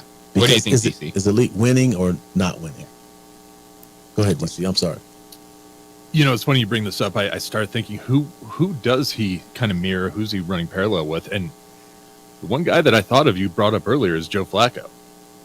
He won early with a really good defense. They had good running game. He bet on himself. He won. I don't know. To me, it seems like that could be maybe someone that you could compare him to. Because it's like with Joe Flacco, is always someone else was doing it. Like, he was never the reason they were winning, even though they won a Super Bowl. Even though he had like one of the best Super Bowl runs in the playoffs. So that year, it's interesting when people talk about defense. When a team wins a Super Bowl and they have a good defense, is it because the offense is bad? I mean, do you win when your offense is good because your defense is bad? I mean, that's the thing. That's where the elite thing comes into it. John Elway, in my opinion, I've always said this is the greatest quarterback of all time that I've ever seen, physically, that I've ever witnessed. And quarterbacks, as they come, and I've watched John, and I might be biased because I grew up high school watching him young, but California kid. Yeah, exactly. But these quarterbacks, and here's what's gonna, a lot of people who kissed their posters on the way out to work this morning are going to be upset because I don't consider Tom Brady an elite quarterback. But people, because he's won, people think, oh, this has got to be the, Joe Montana, is he a great? I mean, I've seen physically, when you physically see a guy, and that's what Cam Newton was speaking to. When you see the film, and I didn't like Cam Newton because I didn't think Cam could throw, but he was athletic, he could run. But guys who could physically run and throw at that position, and I've talked to Pro Bowl receivers, and it's like, there's certain guys that they'll say, Ned, the special guys, the guys who have the physical prowess in the pocket that could run and throw and big, physical, strong. Steve McNair, who I thought was awful because he never practiced, but he could play when the game started. Yeah. He was a physical presence. Guys like Marino, who, you just never saw a guy get the ball out as quick as Marino got it out. It's just certain styles of play that you consider elite. Now, guys who win, it's different because they're in a system, or they've been able to, like with New England. Was it the defenses that really helped Brady, or was it Brady on the offense? I mean, it's those kind of questions that people ask when they're trying to consider elite quarterbacks. I think that's a great question that you raised. What is it to you that makes a player elite? Is it just a straight physical talent? Do we factor in, your quarterback's not going to be the best athlete on the team, but the quarterback gets everyone going. And to me, when I think about elite, it starts with Patrick Mahomes. Because it's a consistent level of play. Mm-hmm. He's going to make all the throws. He's going to make the crazy throws. And he's going to make the right decision. So I think with like someone like Patrick Mahomes, it is elite arm talent, athleticism, mixed with a system that I get it. It was Andy Reid, it was Kansas City, but they were not doing this without Alex Smith, the quarterback. They're doing it with Patrick Mahomes, the quarterback. It's getting to the Super Bowl, winning AFC Championship games. And then I look at Josh Allen, Lamar Jackson, exactly, as elite level quarterbacks because of the talent and production combined. And I don't consider those two guys elite. in my opinion. Lamar Jackson and Josh Allen, because they don't play in the pocket. The NFL game is different. Like I always preface the Lamar Jackson thing because I think he was the greatest college quarterback of all time because he was able to run and pass, and I don't think that record will ever be broken than he has in college. But when you get to the NFL game, how you play from the pocket, I mean, yeah, sure, you can run a little bit, but how well you play in the pocket kind of in my mind, determines how elite it starts you really in the are. pocket, and I think that's where Lamar Jackson made his biggest strides this season until the AFC Championship game and running up against the Kansas City defenses was he was a playmaker downfield first and then got to his legs. But this is a fascinating question because, this is what happens with quarterbacks. This is what happens with all of us when we start trying to figure out why this works, why that doesn't work. Brock Purdy versus Patrick Mahomes, it's the complete opposite. It is someone that is, trying to be the GOAT, the greatest of all time, versus Mr. Irrelevant, where everyone is saying it's everything but Brock Purdy. It's really Brock Purdy versus Lamar Jackson. It's really versus that elite athlete that all the kids love because, it's like Drew Brees' kids loved Lamar Jackson over Drew Brees, and Drew Brees was a pocket quarterback. It's that style of play that people, can you say a stiff like Brady or Purdy are elite? What is elite? 505-246-0610. That's Sports Animal Hotline and text line. It is the opening drive here on 95.9 FM, AM 610, the Sports Animal. This report is sponsored by AutoZone. Get in.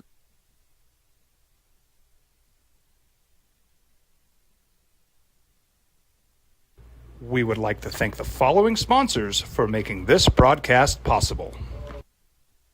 Teenagers love a party, especially during prom and graduation season. Often, alcohol is involved. Some parents think that hosting a party with alcohol in their home will keep the kids safe, but it's wrong and it's illegal.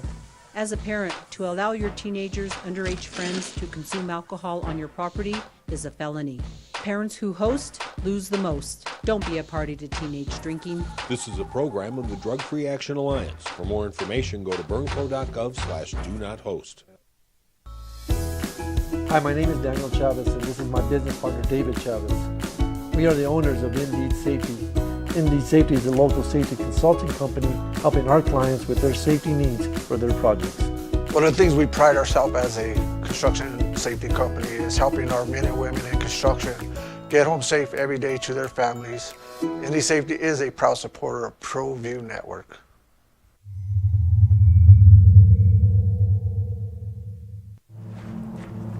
Young driver, this one. Hard to get her out. She'd been drinking. This one. Both of them gone. They'd been drinking, and he drove clear off the road. This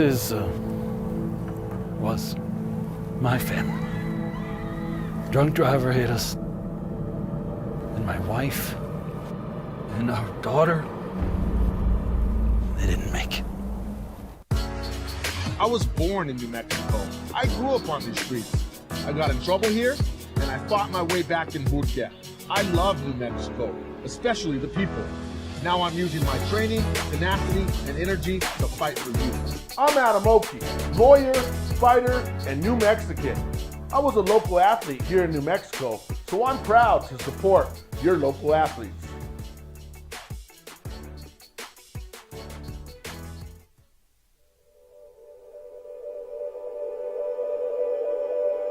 We aren't all born with the same opportunities. But it's the people who care that change everything. Get ready, Sprout, get ready! My coach. My teacher. My older sisters. My grandma. My brother. My tutor. My dad and my mom. As New Mexicans, it's up to all of us to do our part. So that no child goes without love. And no family has to do it all on their own. They're all our children. Every single person is called to make a difference in the life of a child. It's up to all of us to do our part. To pull together. Pull together. Pull together. To make New Mexico the best place to be a kid.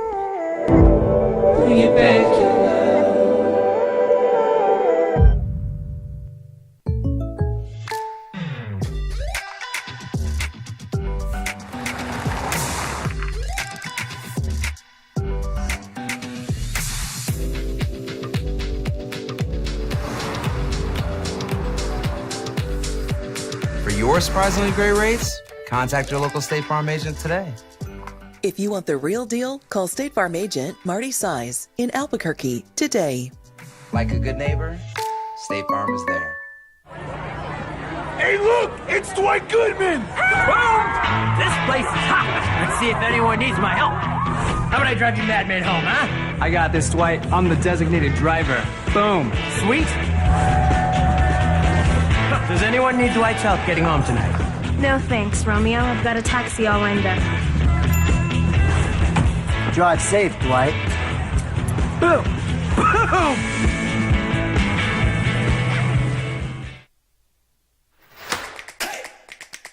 Albuquerque's leader in sports is ProView. From pros to prep, all your favorite action.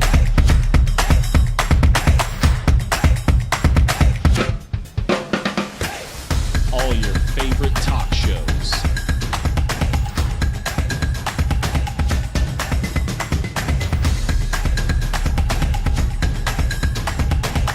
Find it on ProView Networks.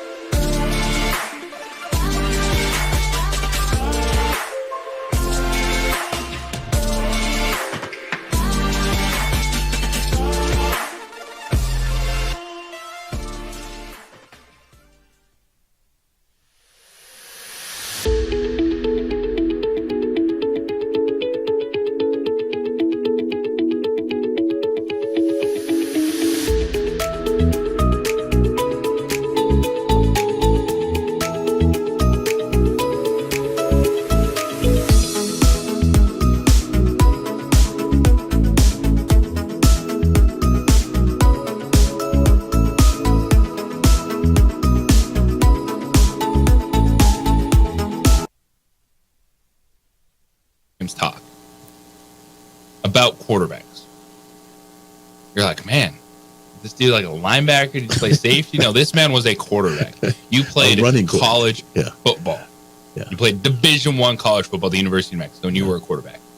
Yeah, record-setting quarterback. Record-setting quarterback. Don't want to leave that out. Yeah, MVP.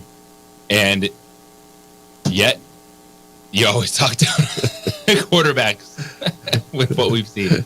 It's just funny, but that's what because of the coaching. That changed my whole opinion of when you got into coaching. Yeah, because I saw how, the quarterback. It's an important position, and you have a lot of responsibility, and people look up to you, et cetera, et cetera, et cetera. But there's other pieces to it that have to really be there in order for you to be successful, and you owe a lot to a lot of different people, and clubs really rely on other factors to win games, and you just don't screw it up.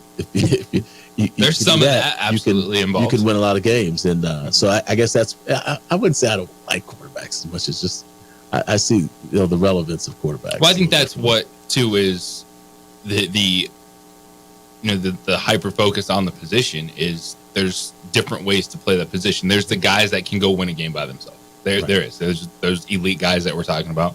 There's other guys that are good, and then there's your quarterbacks that can hurt your football team that can't even manage the game for you. So there's levels to it because it's hard to find 32 of the really good ones, right? And to think that everyone is going to be next level, and that's one of the things you've really opened my eyes about. The fact that we watch a ton of college football together, we're doing the Lobo football broadcast, pre and post game show, all that stuff, talking like this. You've opened my eyes to that.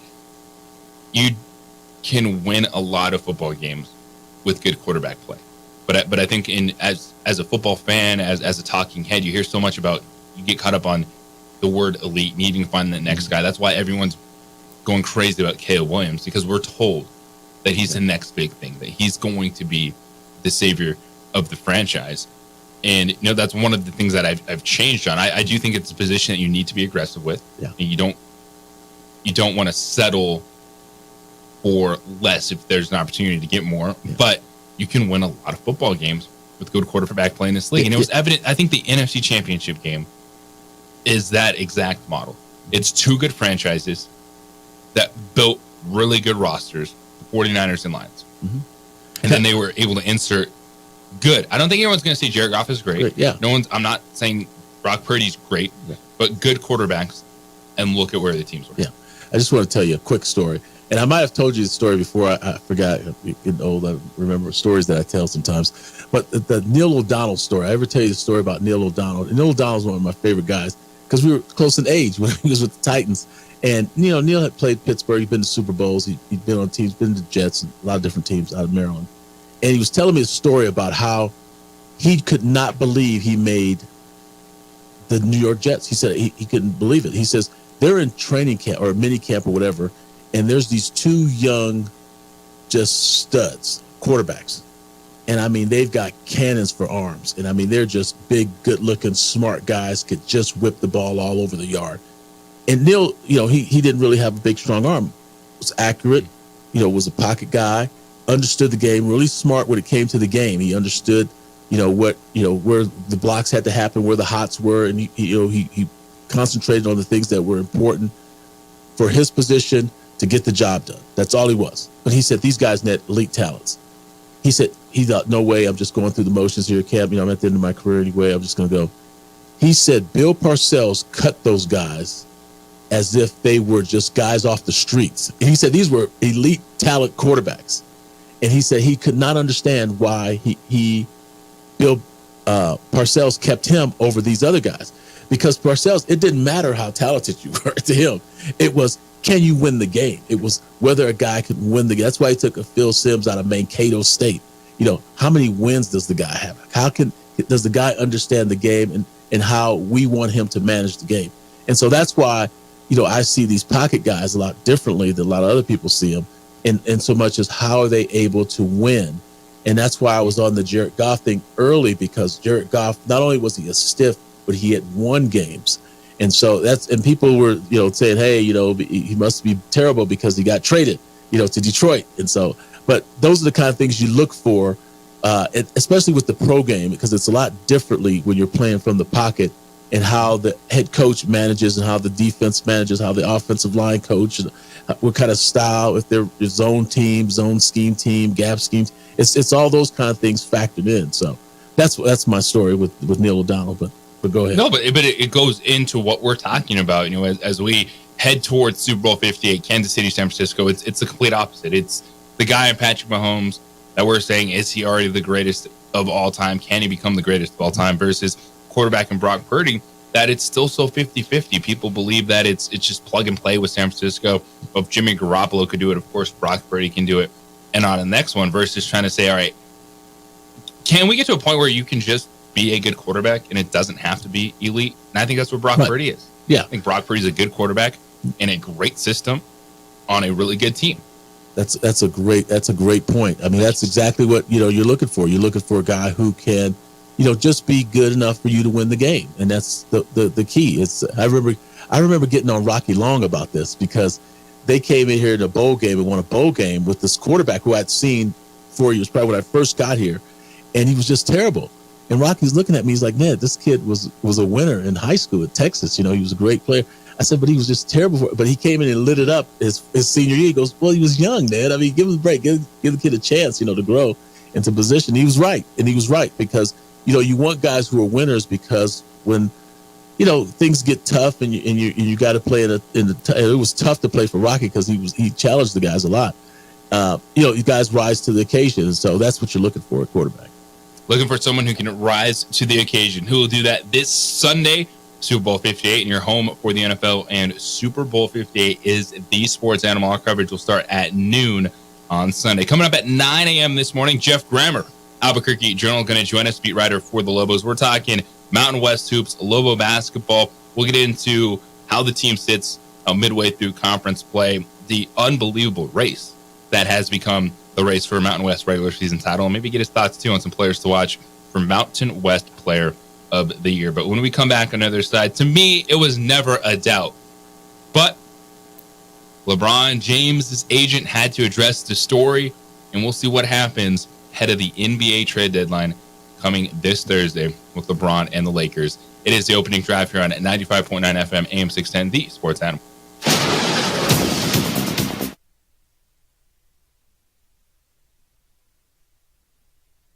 We would like to thank the following sponsors for making this broadcast possible.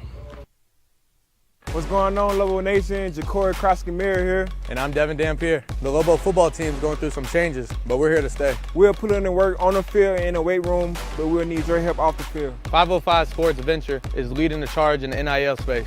And you can be part of it. You make my heart better. Show this shit better than all my intentions. Locked in shorty, you got my attention. CEO, baby, I get you the business. Touchdown and pay you a visit. I was born in New Mexico. I grew up on these streets. I got in trouble here, and I fought my way back in boot camp. I love New Mexico, especially the people. Now I'm using my training, tenacity, and energy to fight for you. I'm Adam Oki, lawyer, fighter, and New Mexican. I was a local athlete here in New Mexico, so I'm proud to support your local athletes.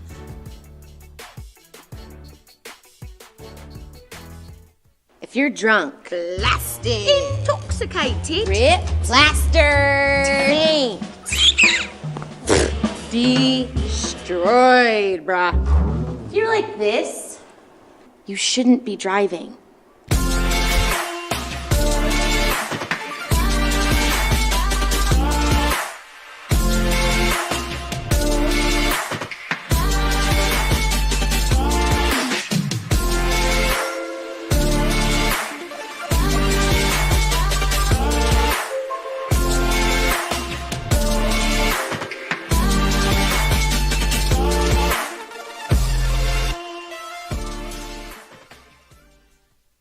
These days, it's important to know people and businesses you can trust. There's a lot of places where you can buy a vehicle, but there's only a few local dealerships where you'll find honest people who have your best interests in mind. And Fiesta Kia is one of them. We've been helping our neighbors save money and drive dependable cars for years, and we'd love to help you. With new Kias arriving daily, you'll love our selection and the peace of mind you'll get driving a Kia from Fiesta. So stop by and see us today at Fiesta Kia on Lomas, or just start driving now at fiestakia.com. Teenagers love a party, especially during prom and graduation season. Often, alcohol is involved. Some parents think that hosting a party with alcohol in their home will keep the kids safe, but it's wrong and it's illegal. As a parent, to allow your teenagers' underage friends to consume alcohol on your property is a felony. Parents who host lose the most. Don't be a party to teenage drinking. This is a program of the Drug Free Action Alliance. For more information, go to burnco.gov/do-not-host.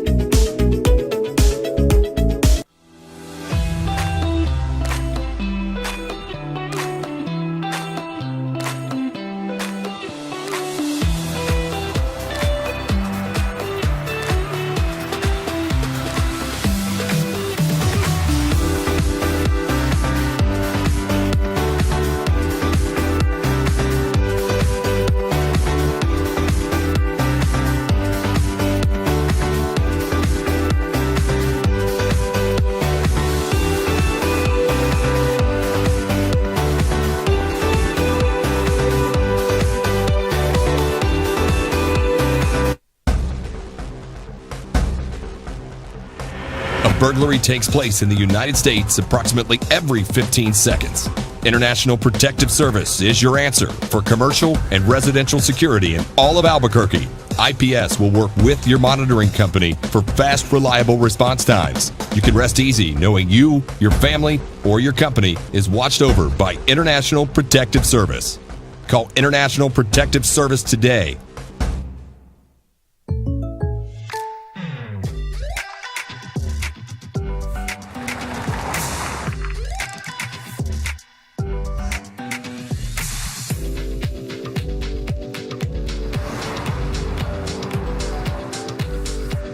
For your surprisingly great rates, contact your local State Farm agent today. If you want the real deal, call State Farm agent Marty Size in Albuquerque today. Like a good neighbor, State Farm is there. Hey, look! It's Dwight Goodman! Boom! This place is hot. Let's see if anyone needs my help. How about I drive you madman home, huh? I got this, Dwight. I'm the designated driver. Boom. Sweet. Does anyone need Dwight's help getting home tonight? No thanks, Romeo. I've got a taxi all lined up. Drive safe, Dwight. Boom! Boom! Don't sacrifice quality and flavor when you're in a hurry. Golden Pride offers ribs, fried chicken, red and green chili breakfast burritos, and Frontier sweet rolls. 4 great locations, or visit us online at goldenprideabq.com. LeBron James. A lot of people trying to say that this is the time LeBron needs to leave Los Angeles. The Lakers need to trade LeBron James, recoup some assets, kind of restart, retool. The Los Angeles Lakers are 26 and 25. That has them in 9th place in the Western Conference. And we know things have changed with the NBA play-in tournament. 7 through 10, you have your ability to play yourself into the postseason. And this is the Lakers team that got to the Western Conference Finals last year. I never bought into LA needing to trade LeBron James. Are they well below expectations? Sure. The expectations for LeBron and AD is to win an NBA championship, to win their second one for the Lakers. But LeBron was never going to be traded. And just so you knew that was never going to happen, his agent, Rich Paul, addressed that over the weekend, saying, no, LeBron James is not going anywhere. Now, after this season, yeah, there could be a change. Does LeBron chase it somewhere else? He has a player option for next season worth $51 million. It's hard to turn down $51 million even when you're LeBron James. Play a season of basketball. Plus, this year he's owed $47 million.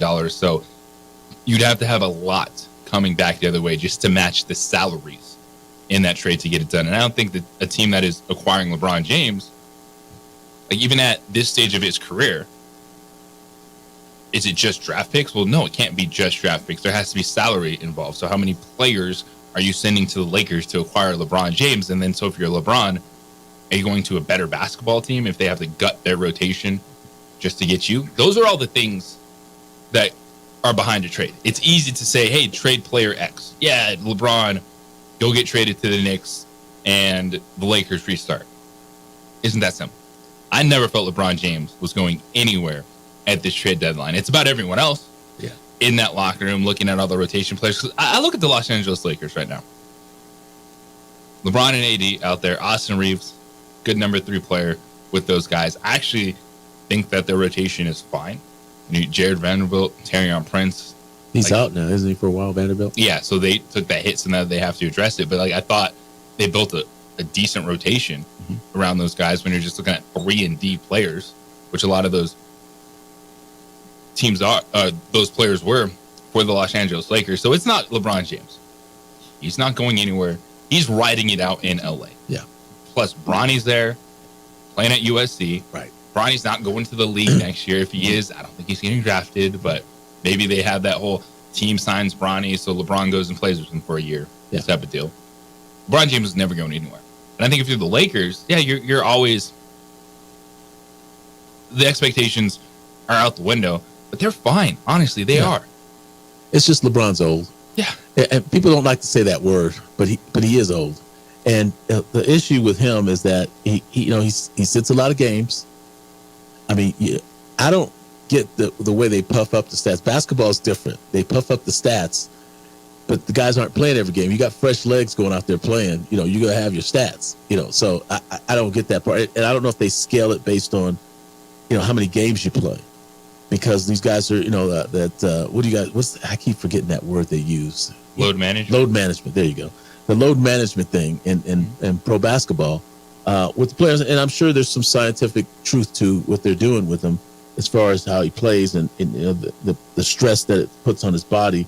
But he's playing pretty much with house money. I mean, people think it's funny or they think it's not real or it's not important, but they won an in-season championship. They've got a banner for an in-season championship, and you can smirk and smirk, and that's okay. That's okay. But LeBron's playing a little bit with house money, even though it's not really what people consider to be a championship. He can smirk and say, "Well, look, this is what I did." And who else has one of these? Yes, who else has? Yeah, but I do think the legs and all that sort of stuff. I think that down the stretch, it's just not going to work. I mean, it's just Father Time is undefeated, and I don't think LeBron could really make the push late in the year unless he misses substantially a lot of games because of load management. He's got a load management in the playoffs because of his age. That's how old he is. And so I just don't get I don't see this team going deep in the playoffs. Saturday, dude played 40 minutes. LeBron James, 24 points, 5 rebounds, 5 assists. They beat the Knicks, the team that everyone was in love with. That was rolling. They had 3 players out, though. Okay. And that's okay. I mean, that happens. Julius Randle wasn't there.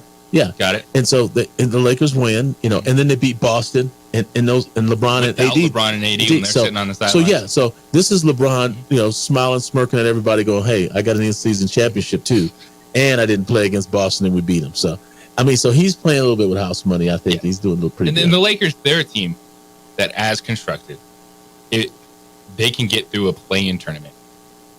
I don't know if their Western Conference Finals good this year because the West is crazy. Right now, when you look at, there's 4 teams with 33 plus wins atop the conference. OKC, Minnesota, 35 wins. Denver has 35 wins, and they're in 4th place right now behind Los Angeles Clippers, who are 33 and 15. So that's going to be the challenge. It's not that I think the Lakers, as constructed, they're fine. LeBron's going to ride it out in LA. He's not leaving Los Angeles. He's not leaving Bronny at USC right now. To me, that was never going to happen. LeBron being traded somewhere. And plus, if you're trading for LeBron James, do you have enough expiring contracts to get that deal done without gutting your rotation? And then LeBron ending up in the same exact position he's in right now in Los Angeles? No. But I do think the Lakers are fine. Is that when they get to the postseason, that team, the Lakers versus, say, Minnesota, the Lakers versus Oklahoma City, that would be a fascinating matchup. Because Minnesota kind of went through it last year. They lost in 4 games to the Nuggets. Yeah. But they got that experience. Right. You have Anthony Edwards, Karl-Anthony Towns, Rudy Gobert, that experience.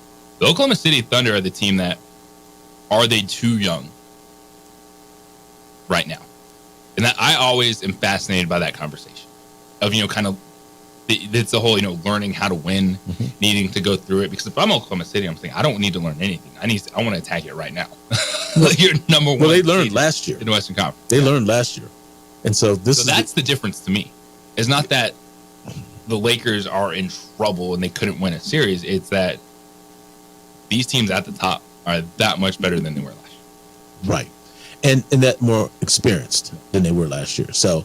It like you said, it's going to be rough coming through the West, and I don't know if the Lakers have it with the age of LeBron's legs. I don't care that he's load managing. There's no substitute for youth and speed, and these guys have experience now. So now the knowledge part comes into it. So it's going to be rough. It's going to be tough sled. I don't think they're going to trade him. I don't think they're going to get. I don't think they pick up anything. D'Angelo, despite all the critics, he's played pretty well down these last maybe 4 or 5 games. He's played well. And so we'll see what happens as far as the trade deadline goes. I don't see them making any major moves during that time period. I don't see them acquiring anybody that really puts them in a better position with an expiring contract. They're trying to get DeJounte Murray from Atlanta. And so that would essentially be sending, D'Angelo Russell out to get DeJounte Murray back in. What pieces do you have to make that move? But this is what you got right now in Los Angeles. And we'll keep an eye on all the moves. February 8th, that's Thursday, is the NBA trade deadline. But LeBron, he ain't going anywhere. He never was going anywhere. It is LA to the end for LeBron James. 505-246-0610 Sports Animal Hotline. And text line is the opening drive here on 95.9 FM AM 610, the Sports Animal. This report is sponsored by Autos.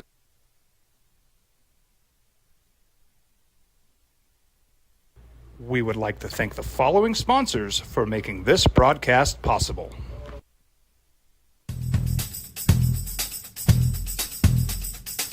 International Protective Services is a proud supporter of ProView Sports and New Mexico Youth Athletics. IPS provides residential and commercial security services in the Albuquerque metro area. For more info, please call 505-897-2420 or visit internationalprotectiveservice.com. I was born in New Mexico. I grew up on these streets. I got in trouble here, and I fought my way back in boot camp. I love New Mexico, especially the people. Now I'm using my training, tenacity, and energy to fight for you. I'm Adam Oki, lawyer, fighter, and New Mexican. I was a local athlete here in New Mexico, so I'm proud to support your local athletes.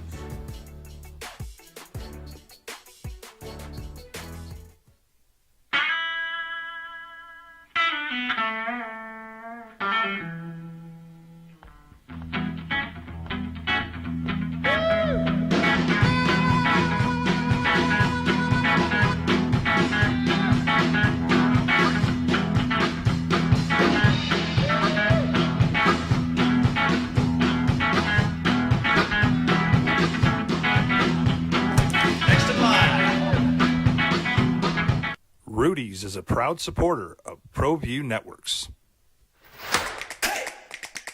Albuquerque's leader in sports is ProView. From pros to prep, all your favorite action.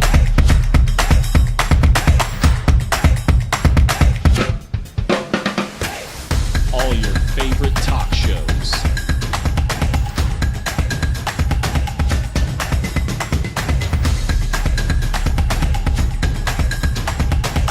Find it on ProView Networks. Young driver, this one. Hard to get her out. She'd been drinking. This one. Both of them gone. They'd been drinking, and he drove clear off the road. This was my family. Drunk driver hit us. And my wife and our daughter, they didn't make it. Don't sacrifice quality and flavor when you're in a hurry. Golden Pride offers ribs, fried chicken, red and green chili breakfast burritos, and Frontier sweet rolls. 4 great locations, or visit us online at goldenprideabq.com. Golden Pride Barbecue Chicken and Ribs are proud supporters of ProView Sports. Well, I'm going to the frontier, walk up to the cashier, order up a root beer and a number 1. Cover it with green stuff, 1 scoop is not enough. Find a booth is real tough, back by the Duke. Meet my family, meet my friends in the quirkiest restaurant I have ever been. All of Albuquerque's favorite spot, it's the Frontier Restaurant. The Frontier Restaurant is a proud supporter of ProView Networks. Hi, my name is Daniel Chavez, and this is my business partner, David Chavez. We are the owners of Indeed Safety. Indeed Safety is a local safety consulting company helping our clients with their safety needs for their projects. One of the things we pride ourselves as a construction safety company is helping our men and women in construction get home safe every day to their families. Indeed Safety is a proud supporter of ProView Network.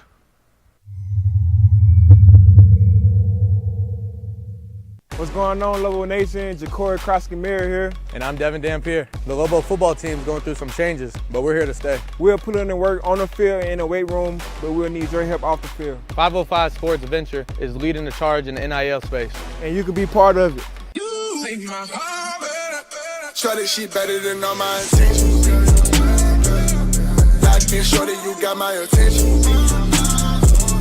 See your baby, I get you the business. Touchdown and pay you a visit. Teenagers love a party, especially during prom and graduation season. Often, alcohol is involved. Some parents think that hosting a party with alcohol in their home will keep the kids safe, but it's wrong and it's illegal. As a parent, to allow your teenagers' underage friends to consume alcohol on your property is a felony. Parents who host lose the most. Don't be a party to teenage drinking. This is a program of the Drug Free Action Alliance. For more information, go to burnco.gov/do-not-host.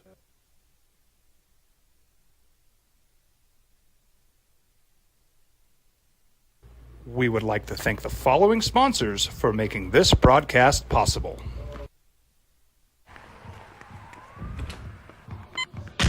These are more than just the sounds of a safe place to go after school. These are the sounds of interest being ignited and of mentors making an impact. At Boys and Girls Clubs, we don't do just one thing. We do whatever it takes to meet the needs of every kid who comes through those doors. Because whatever it takes is what it takes to build great futures. Great futures start here.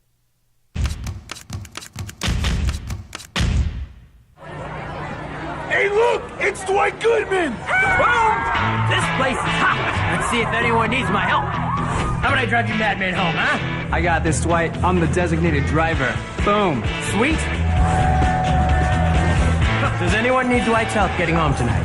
No thanks, Romeo. I've got a taxi all lined up. Drive safe, Dwight. Boom! Boom!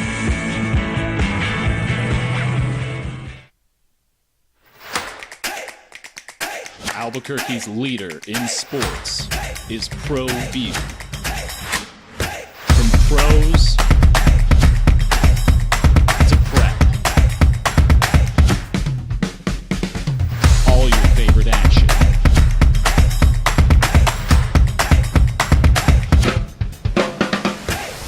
All your favorite talk shows.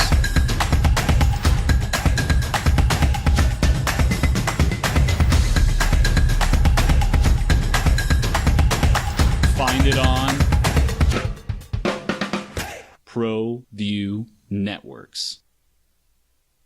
These days, it's important to know people and businesses you can trust. There's a lot of places where you can buy a vehicle, but there's only a few local dealerships where you'll find honest people who have your best interests in mind. And Fiesta Kia is one of them. We've been helping our neighbors save money and drive dependable cars for years, and we'd love to help you. With new Kias arriving daily, you'll love our selection and the peace of mind you'll get driving a Kia from Fiesta. So stop by and see us today at Fiesta Kia on Lomas, or just start driving now at fiestakia.com. What's going on, Lobo Nation? Ja'Cory Krosky-Mirror here. And I'm Devin Dampier. The Lobo football team is going through some changes, but we're here to stay. We'll put in the work on the field and in the weight room, but we'll need your help off the field. 505 Sports Venture is leading the charge in the NIL space, and you can be part of it. Shorty, she better than all my intentions. Locked in, shorty, you got my attention. See your baby, I get you the business. Touchdown and pay you a visit.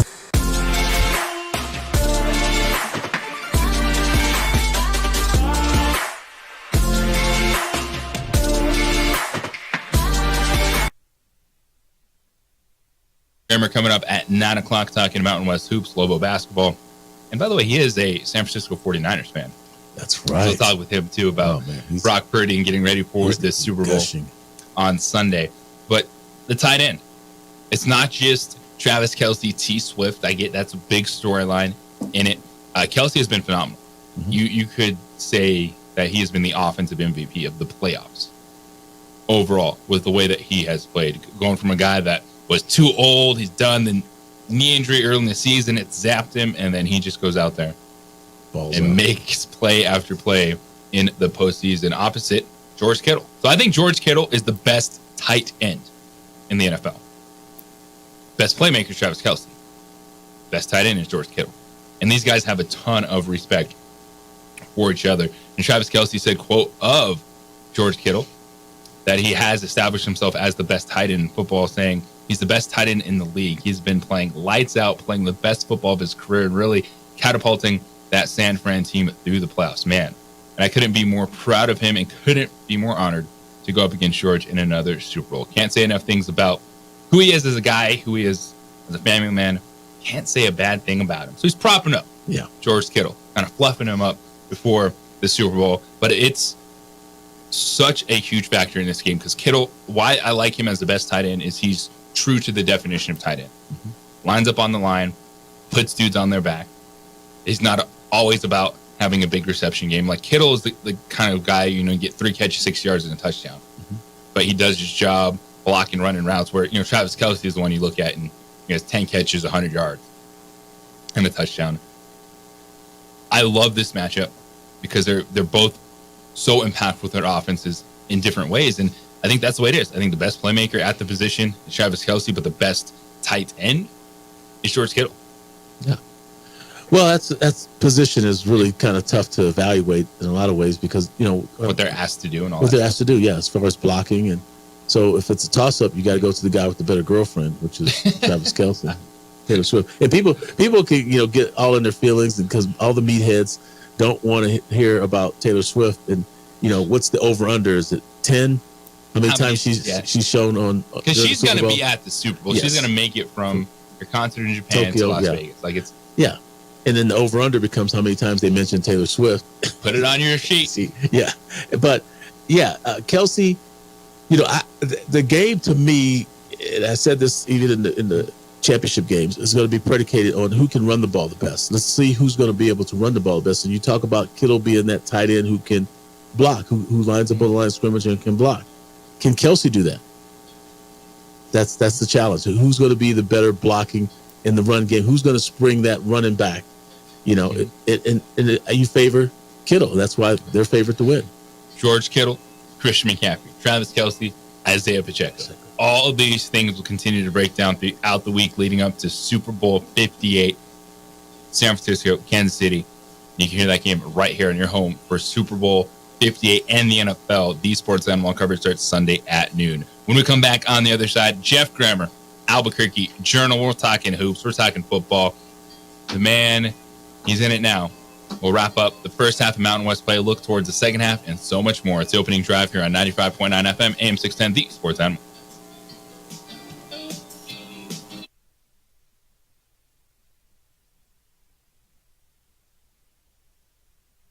We would like to thank the following sponsors for making this broadcast possible. I was born in New Mexico. I grew up on these streets. I got in trouble here, and I fought my way back in boot camp. I love New Mexico, especially the people. Now I'm using my training, tenacity, and energy to fight for you. I'm Adam Oki, lawyer, fighter, and New Mexican. I was a local athlete here in New Mexico, so I'm proud to support your local athletes.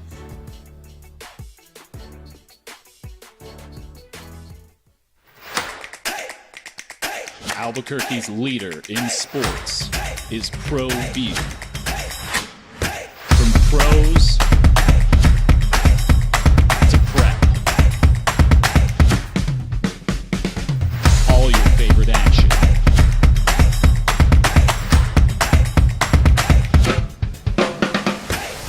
All your favorite talk shows.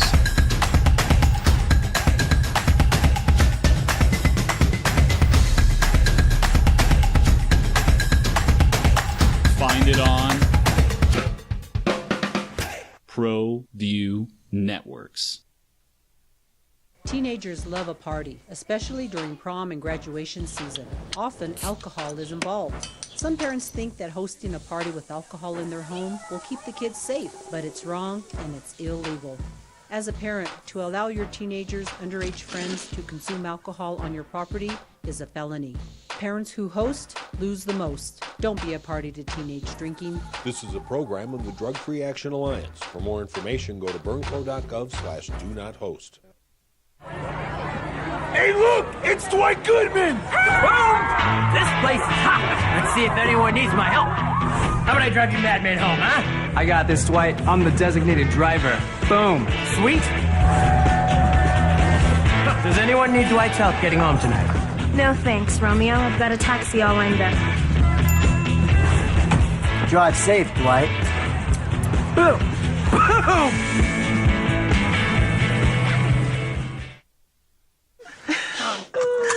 Seriously? You expect me to drive while you aren't wearing seatbelts? What's the worst that can happen?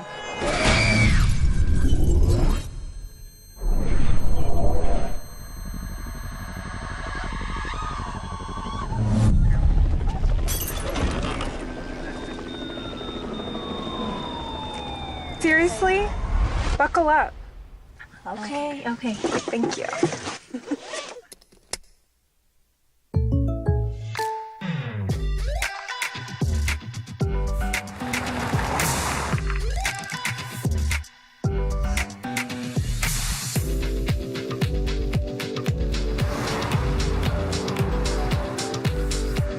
For your surprisingly great rates, contact your local State Farm agent today.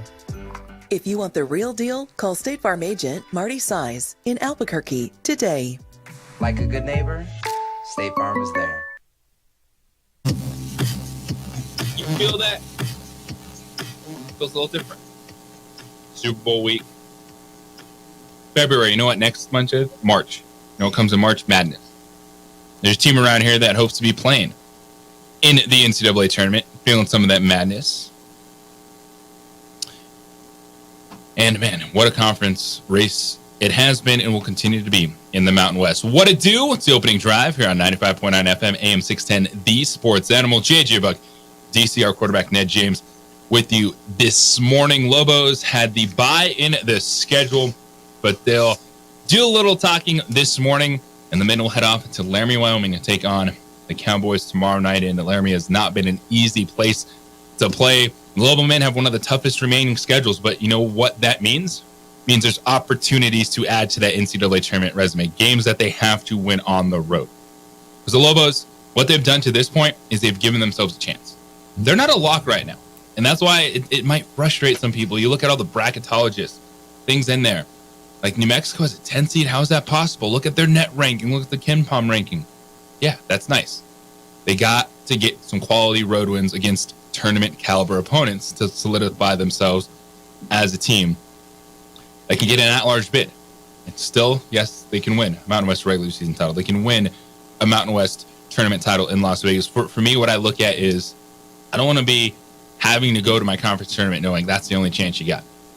I want a good resume going into that, and that's what the Lobos have in front of them. And our next guest knows everything about it. Jeff Grammer, Albuquerque Journal beat writer for the Lobos and also a Santa Fe 49ers fan. Good morning, Mr. Grammer. How are you doing? I'm doing good. It's Santa Fe 49ers week. Yes, it is. Going to the Super Bowl. Are you going to do a Brock Purdy podcast this week? Maybe debate if he's elite or not? Actually, I'm kind of. It actually occurred to me this morning that I probably should have done a Super Bowl or 49ers themed podcast this week. I do not have Brock Purdy on this week, or my good friend George Kittle or McCaffrey or anybody. But I missed opportunity for me as we're talking about the opportunities ahead. I just missed one of my opportunities there.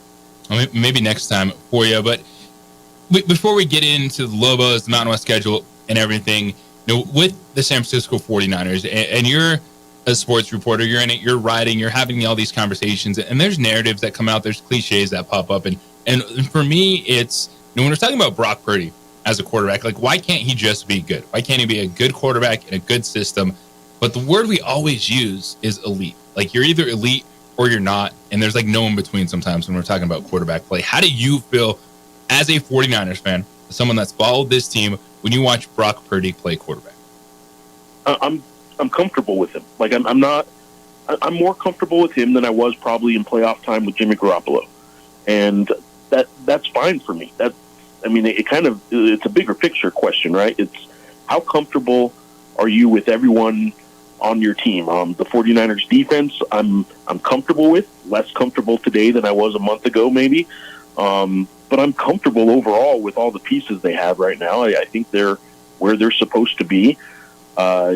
to draw some parallels, I think their 5-game win streak like the Lobos just had, that was really dominant. The 49ers had that, about a month or two ago. They were as good as you could possibly be in basketball, in the NFL. And then, at any moment, it could kind of all come crumbling down. In the last couple weeks, the 49ers sort of faced that twice. So now my hope is, now their lull, they got through their lull with a couple of wins in playoff time, and maybe they go back to what they used to look like. But it's because I'm comfortable with all the pieces, and that includes Brock Purdy. He doesn't scare me for what he needs to do for them to be at their best. For what the 49ers need out of him, he's just fine. And speaking about being comfortable, the last thing you can do is get comfortable in Mountain West play. It's been so much fun to watch. We're talking about flirting with 5 teams that could make their way to the NCAA tournament. It's been a great back and forth. And the biggest surprise, of course, Utah State sitting there at 7-2. But when you look at Mountain West play to this point, there's one team with a 3-game winning streak right now. That's the UNLV Rebels. Everyone else lost 1, win 2. It's what we're seeing back and forth atop this conference. As we hit kind of a almost midway point of conference play, I know you wrote about the upcoming schedule for the Lobos. How are you feeling about what we've seen so far in the Mountain West? So, I don't want to be too boring with it, but it's really almost, Utah State's a big surprise. But for the most part, I'd say the Mountain West is kind of what we probably should have expected, and I think it is what most people expected. I think we all thought it would be a pretty good year, maybe a little better overall than people expected, but I think people expected the teams that are up there to be up there, again, exception being Utah State. They were picked 9th in the preseason. They're tied for 1st at the halfway point. That's the exception. So, my preseason ballot had San Diego State 1, New Mexico 2, Boise State 3. That might be how I do the power rankings right now with Utah State. I picked them down to 8 or 9, and I put them maybe around 4 right now. And that's as a team that's tied for 1st place. I think it's almost what we probably should have expected, maybe just at a higher overall level than we thought, because I don't think we expected a whole bunch of teams to be in the teens and 20s and 30s in the net rankings. But it's been fun. It's been a fun league. And, mathematically, I'd even throw Nevada in there. Still a possibility, although the farthest possibility. But there are still 6 teams with a at-large NCAA tournament possibility kind of resume right now. And 5 is more likely. 4 is, in my estimation, 4 is the bottom right now, the basement, that this league will get 4 teams in, which would be the 3rd year in a row getting 4 teams into the tournament. Jeff, I ran into you going into the pit Saturday. I was going to the women's game. It was interesting. We got a quick talk before you ran in the interview, and I knew I was going to talk about this today or sometime with JJ. But I just wanted to know, did you change your opinion at all on what we were discussing going in there on who we thought was the best player on the UNM men's basketball team? I know you had to interview Nelly, and I posed that question to you because I'm a big man. I just always think everything runs through the big men, and the fact that I thought he was the best player, and you had your opinions on who you thought were MVP and who you thought were the best players. Have you changed since then, or do you still keep that same thought that you had going into the pit Saturday? So I'm sticking with what I thought, but this is what I'll say. I have an opinion on who the best basketball player on the Lobos is right now, and that's Donovan Dent. I have my opinion that I am going to stick with on the most valuable player, and that's Jalen House.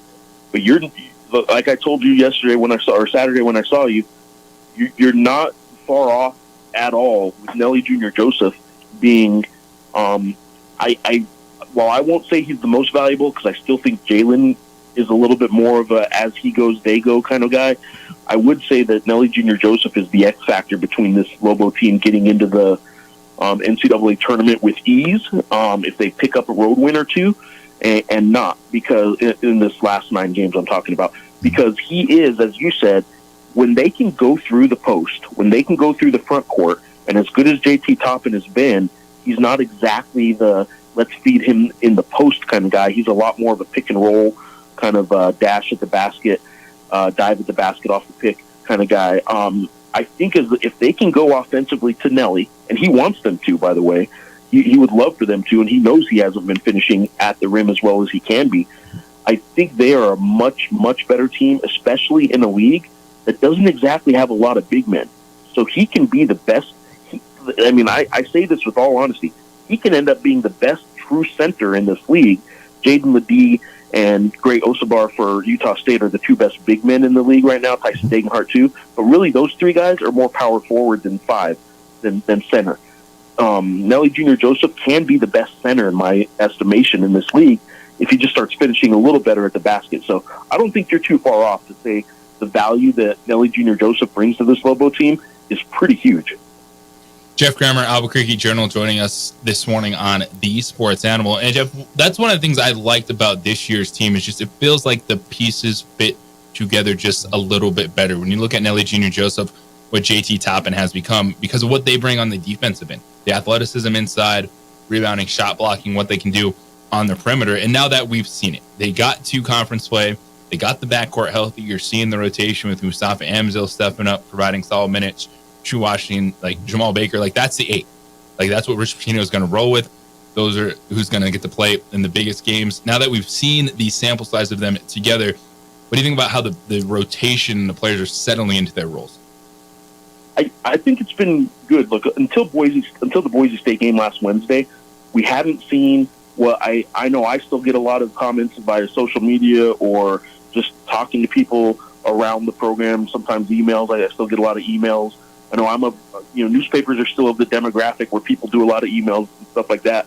But I will tell you that I've gotten a lot of people that still kind of jump at any chance they can to point out that Jalen House and Jamal Mashburn Jr. never pass and they take way too many shots. Statistically, I'm telling you, the only time they've done that this year was Wednesday's Boise State game.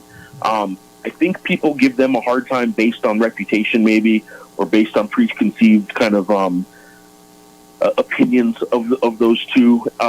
They really haven't done that. I think the acceptance of roles on this team has been far better than I would have anticipated, especially with those three guards, because Jalen House, Jamal Mashburn Jr., and Donovan Dent, when playing together, have actually done quite really remarkable at times.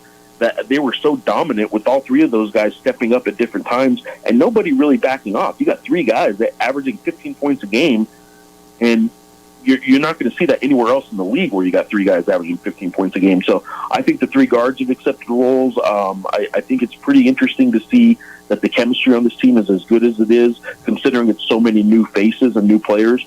But, at their best, I still think New Mexico might be the best team in the league. Look at what's upcoming for the Lobos. A tough one in Laramie because Wyoming, they're beating people in Laramie. Anytime you go to the Arena Auditorium, it's just different. It's going to be a grind no matter what. Then they have UNLV Saturday. And you're looking down. There's huge opportunities on this schedule. Fantastic road win opportunities, but it is a difficult schedule. That's where you want to be, right, Jeff? At this moment in time is knowing that, hey, you have the chance to go out there and grab that at-large bid. Absolutely. It's out in front of them. They go pick up even just a road win at Wyoming tomorrow night would be good. A Saturday home win against UNLV, a team you lost to earlier in the year. Those kind of things are big for the selection committee to see, did you have, if you had an opportunity to avenge an earlier loss, did you? A split against UNLV looks a whole lot better than a sweep or getting swept by a UNLV team that won't be in the tournament. So this is a big week for the Lobos. They'll be favored in both games and absolutely should be favored in both games. But they better not, have a stumble. They haven't really had a stumble. They don't have a quad 3 or quad 4 loss. You look at Boise State, who has 5 quad 1 wins, which is, I think, tied for 7th in the country. They also have at the other end, a quad 3 loss. They have the bad kind of hiccups, if you will. UNM's hiccups they've gotten away with. They had a bad one against UT Arlington earlier in the year that they won by 2. They had a bad one against New Mexico State that they won by 1. If you look at the metrics, those were 2 of their worst games, and they were able to escape them with victories. That's what they need. Even if it's ugly, you just can't really have any more of any hiccups. And they haven't in league play so far because a road loss at Colorado State and a road loss at UNLV certainly aren't considered bad, losses in the metrics and in the selection committee's mind. And the home loss to Boise State really isn't considered that bad either. It's just that those were lost opportunities, and that's what you still have ahead of you is a lot of opportunities to build a pretty good resume. A couple more minutes. Jeff Grammer, Albuquerque Journal, joining us here on the opening drive. And so when you're looking at, you start in your head, all right, this is going to be first team, second team, all conference type players. Who is in the conversation for player of the year right now? I do think Jaden Ledee's numbers are still probably giving him the edge overall for San Diego State. Anybody who's of the opinion that the best player on the best team, you're looking at guys then that are Great Osabar from Utah State has to be in that conversation. I'll tell you what, Boise State is a team that's tied for first right now. Tyson Degenhart's still their best player. Omar Stanley might be their most valuable player and kind of the surprise of that team, but I wouldn't say he's better than Tyson Degenhart. I also don't think Tyson Degenhart's having a player of the year kind of season, but if you go with the best player on the best team, if Boise State happens to win, you got to go with Tyson Degenhart. But obviously, in terms of just who's having the best season for their team, you're looking at Jaden Ledee, San Diego State, Great Osabar from Utah State, Isaiah Stevens, Colorado State. I'd say even Keenan Blackshear, Nevada, didn't do anything in the pit last week, but he's still been very valuable for them. And then for the Lobos, I'll tell you what, Jalen House, if he does defensively the second half of the season what he did most of the first half of the season and stays out of foul trouble, there's going to be a lot of consideration for Jalen House. I just think he disrupts and annoys opposing game plans more than anybody in this league. So if he has a good defensive second half of the season, I think Jalen House will be probably he is right now, I think, the leader in the clubhouse for Defensive Player of the Year, but he might get some consideration. If the Lobos stay at the top of the race, he might get consideration for Player of the Year. I do agree with that. I think the one thing with House that what hurts him sometimes is just when he has those ice cold games. Like, because maybe some of the other players, you have the ability in a quote unquote down game, there's still more consistency across the board with the box score. But that's the one thing, Jalen House, he has one of those games, 1 from 12 shooting. Yeah. That just kind of, I think, hurts him there. But I'm right there with you. The defense, the energy that he brings, I think he deserves to be in that conversation for what the Lobos have done in Mountain West play. All right, Jeff, we'll let you out of here on this one. A little more Super Bowl before we let you go. When you're looking at Brock Purdy, Christian McCaffrey, you like the overs, the unders. What are you going to be paying attention to, guys? I know you're about that. You're about looking at the spreads, the lines. What are some things that interest you when it comes to the players in the Super Bowl? Oh, players. So I can't give you any Taylor Swift props or anything like that. Oh, let's go. You looking at the Swiftie props? shots on the broadcast? Yeah, Taylor Swift on the podcast this week. I've heard you talk about George Kittle versus Travis Kelce. I agree with everything you're saying. I actually think George Kittle is a better all-around tight end. But man, Travis Kelce could really hurt 49ers. Isaiah Pacheco could really hurt. The run defense hasn't been great for the 49ers.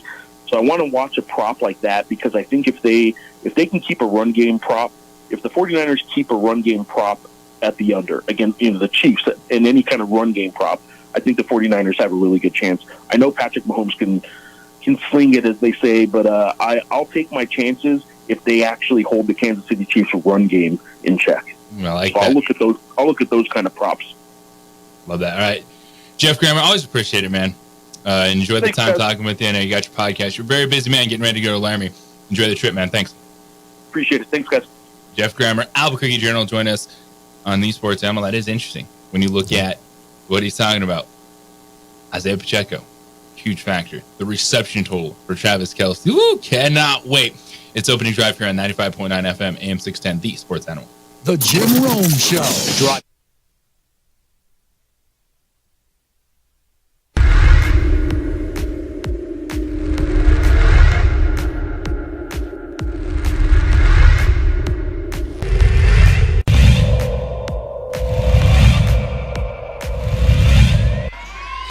Good ball movement again. Beautiful ball movement leads to that Joshua Jackson, corner 3. Joshua Jackson. Adams with the answer on the other end.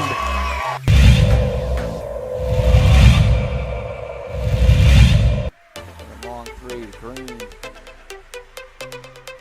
Inside, and she's bumped, and she throws it up, and they count it.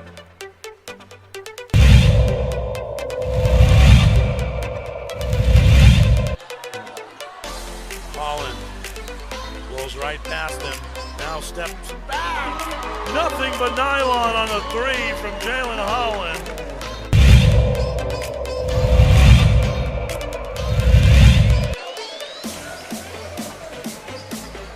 Lund driving, and he slams home the dagger. Scoring drought for both teams, some turnovers. Oh, Jaden Johnson takes it right back. He's got Archuleta on the right. That's where he wants to go. Archuleta back to Jaden.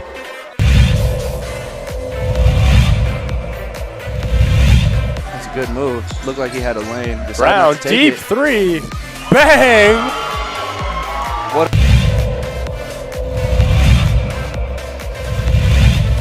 Pick it up. Big man down low. Oh, what a block! Pro V Networks, he always talks about you got to weather those runs. Jaden Johnson to Kevin Archer. Oh, what a block!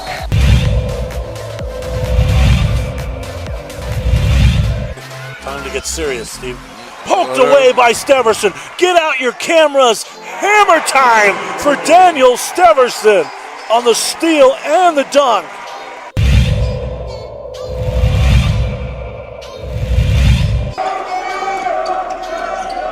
Hornets can foul right now. They got some. They have a bunch of fouls to give. Mask for 3. That might be the dagger. I'll tell you.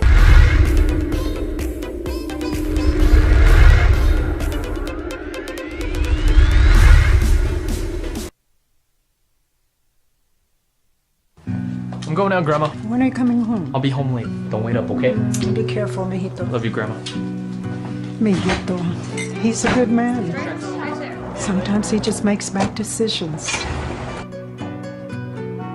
I tell him, mijito, cuidado, be careful.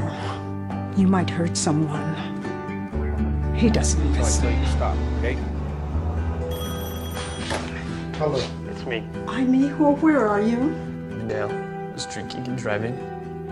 I need you to come and get me, okay? Please, Grandma? Can you just come and get me? Grandma? Leave him in jail.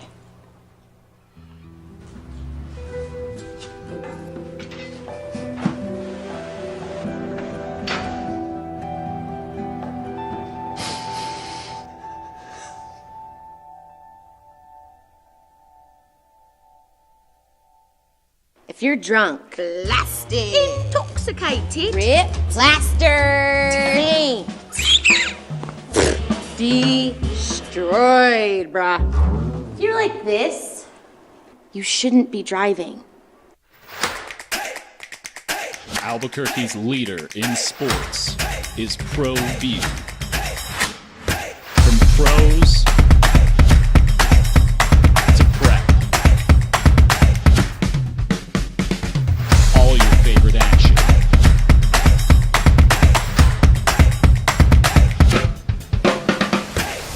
All your favorite talk shows.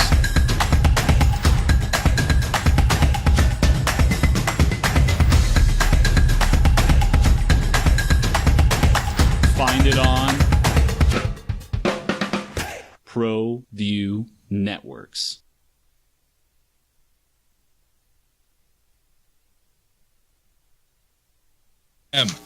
Tip-off tomorrow. 6 p.m. the coverage over on News Radio KKOB, UNM Sports Radio Network. Robert Fortnite, Hunter Green. And don't forget, post-game over on News Radio KKOB, Lobos Live with Kenny Thomas taking your calls. KT, who, by the way, will be with us tomorrow, right now. Tuesdays, Fridays, 9 to 9:30, Kenny Thomas on the opening drive, talking hoops, scoops, and alley-oops. And for the Lobos, it's all right there. And talking with Jeff Grammer about the schedule. And you look ahead, like this is a week where it's challenging because Wyoming is beating people in Laramie. Mm-hmm. But you want to win a conference title, you got to go win that game. Yeah. You got to come home Saturday. Get the split with UNLV, because then it's at Nevada, at San Diego State, back-to-back road games, 13th and 16th. You come home from Colorado State, which another team you try to get the split against because they beat you in Fort Collins. Air Force at Boise State, host Fresno State, and then at Utah State. So they got 6 games left in conference. 9. They got 9 games left? Yeah. 9. 9, okay. 9 conference games left. Yeah. They win 3 of those, and they lose in the first round of the tournament. Do they still get in? They only win 3 of their last 9? 3 of the last 9. And they're out. They're not getting in the tournament? No. So they've got to win over half of the next 9. They have to win at least 2 of those games on the road against the other top, Nevada, San Diego State, Boise State, Utah State. Like getting 2 of those would be really good. Because one of the things you look at, and when you get towards Selection Sunday, it is not just net rankings, what you've done, quad 1, quad 2, quad 3, all these numbers that you're going to get hit over the head with, and you have to talk about because it's on the selection committee's resume sheet. It's also what you've done versus other tournament teams. And so that's why the Colorado State is huge. Get that split. You have wins over San Diego State and Utah State. That's really good. Still have a chance to split at Boise State and get a fantastic win. And those are why those are also magnified, not just because, you're competing for a Mountain West regular season title, but those are the other potential NCAA tournament teams. And that's something that is viewed heavy too at the end, is your record versus other NCAA tournament teams. So when they're putting that bracket together and say, we're putting Colorado State, we're putting Boise State and San Diego State in, what did you do against those teams? And so that's why those games are magnified down the stretch too on the resume. But you've got to beat them more than once. You have to beat them twice. You don't have to.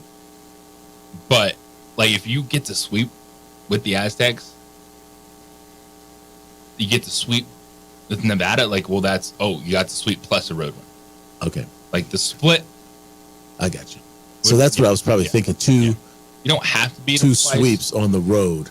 But, if you get the game back at Boise State, it's the split plus a road win. Just like Boise State's hey, we got a positive road win coming in and beating the Lobos. Yeah, and there's so many moving parts to this because we're talking the other teams, hundreds of teams and what they're doing in conference, and they're going up and down. But that's the easiest thing. I was trying to make it easy. It's not easy. It's not easy, but you get 2 of those last 4 on the road. Yeah. You'll be feeling pretty good if you handle your business everywhere else. Okay. And it's going to be tough, but that's what you want. That's why all these games matter, because the Mountain West at the top is that much better. Is we're looking at teams right now in the Mountain West Conference. Colorado State's 5-4 overall. Nevada's 4-4. Nevada's, as we were talking with Jeff Grammer, they're the team that's on the outside looking in right now, but they still have a chance to be an at-large team because what they've done in non-conference play, plus the fact that you're getting high-caliber games. There's top 50, top 60 games night in and night out with this group. And the bottom, San Jose State and Air Force, they're going to drag you down. Fresno State's not great, but the metrics are pretty good for the rest of the conference, and which is why we are legit talking 4 to 5 teams. And we had Jerry Palm, CBS Sports, on last week, and he was saying that he's pretty confident 5 teams from the Mountain West Conference. Yeah, because these teams look good. I mean, this Colorado State team looks good, and they're at the bottom right now. I mean, as far as the top 5 go. Yeah, I mean, they're in 5th place, 5-4, and you got Colorado State, UNLV, and Wyoming all sitting there at 5-4. Yeah, and then going to Nevada, that's going to be tough. I mean, that's going to be they're going to be sitting there waiting after that UNLV game for us. They're going to be chomping at the bit. So that'll be good. It's a good season. I mean, hey, that's why people love Lobo basketball so much. Well, you got to give them football more, but they love Lobo basketball. You got to give them something to love. Yes, and that's the challenge with Bronco Mendenhall coming in. Yes, trying to reignite something with Lobo football, but with basketball, they did what they had to do to put themselves in position to go out there and earn themselves an at-large bid. And yes, there's still a regular season title on the line, still going to Las Vegas, trying to win a Mountain West tournament and get that automatic bid. But what I get so focused on is it is hard to win a conference tournament. So if I'm a good basketball team, I want to go into my conference tournament feeling good about my overall resume, not with the pressure of, man, I think we have to win this to get to the NCAA tournament. I want this team to be going to Las Vegas, going, hey, this is only going to improve our seeding, as opposed to, oh man, we got to win this or we're playing in the NIT. Yeah, and that's we don't want that. And so, but I think this team's got the staying power. I just like the the chemistry. I mean, I like the way Jaden House, and a lot of people may not see this, but he has matured a little bit more than he was before. I see a little maturation with him. And young people, you have to cut them a break. I mean, I know they're making NIL money and all that other stuff, and you really have to kind of, scrutinize them a little bit more because of that. But they're still young people, and you still got to kind of cut them some slack. And he has matured a little bit more. I mean, even though a lot of people may not see it, he has matured, in my opinion. Just talking to him, it's amazing with young people, boy. They just grow right before your eyes, JJ. It's like that little one, before you know it, he'll be in college. Yeah, he'll be in college. Having birthday parties for a 5-year-old this weekend. Yeah. What? He'll be going to prom here pretty soon, and then college. It's crazy. It's crazy. It's crazy. Blink and you grow up. 505-246-0610. That's Sports Animal Hotline. Sports Animal text line. This morning it is the opening drive here on the Sports Animal. The Super Bowl matchup is set. Chiefs. We would like to thank the following sponsors for making this broadcast possible. Albuquerque's leader in sports is ProView. From pros to prep, all your favorite action.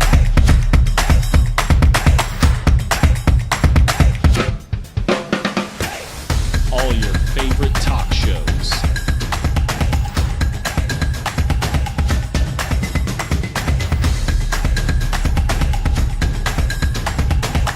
Find it on ProView Networks. What's going on, Lobo Nation? Ja'Cory Krosky-Miller here. And I'm Devin Dampier. The Lobo football team is going through some changes, but we're here to stay. We'll put in the work on the field and in the weight room, but we'll need your help off the field. 505 Sports Venture is leading the charge in the NIL space. And you can be part of it. Shorty, she better than all my intentions. Locked in, shorty, you got my attention.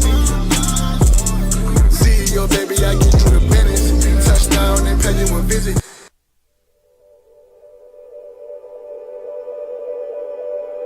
We aren't all born with the same opportunities. But it's the people who care that change everything. Get ready, Spell, get ready. My coach, my teacher, my older sisters, my grandma, my brother, my tutor, my dad, and my mom. As New Mexicans, it's up to all of us to do our part. So that no child goes without love. And no family has to do it all on their own. They're all our children.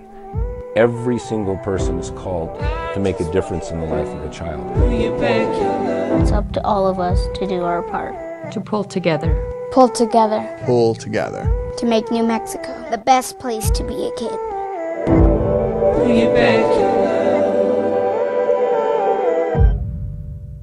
Hi, I'm Steve Stucker here for Dr. Robert Melendez and the Juliet Eye Institute. You may remember me like this, but no more. The glasses are gone. I tossed them months ago because of a brand new procedure from Dr. Melendez known as RLE, Refractive Lens Exchange. The latest technology, the best eyesight I've ever had in my life, and you can check it out by clicking on the link in the description right here.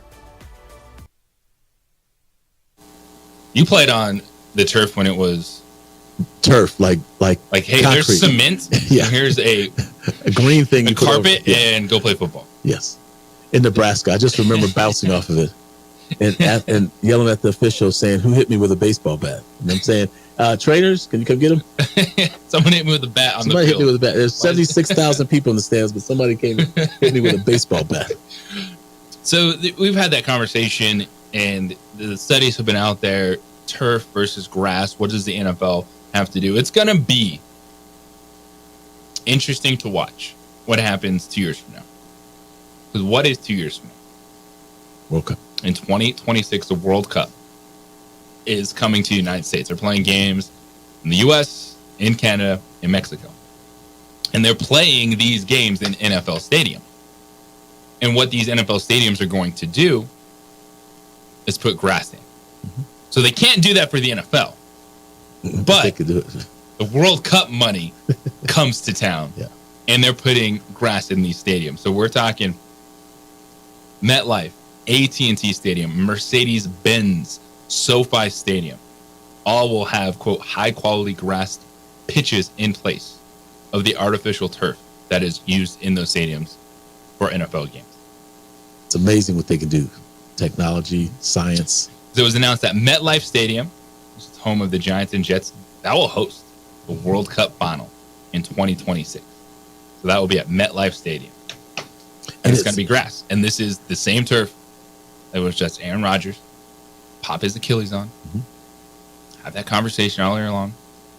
And there's grass. Now, so is this comes down to just a money thing of trying to maintain the grass throughout an entire season? It's just easier to have turf down, especially if you're in New York or areas like that. Yes. Due to weather.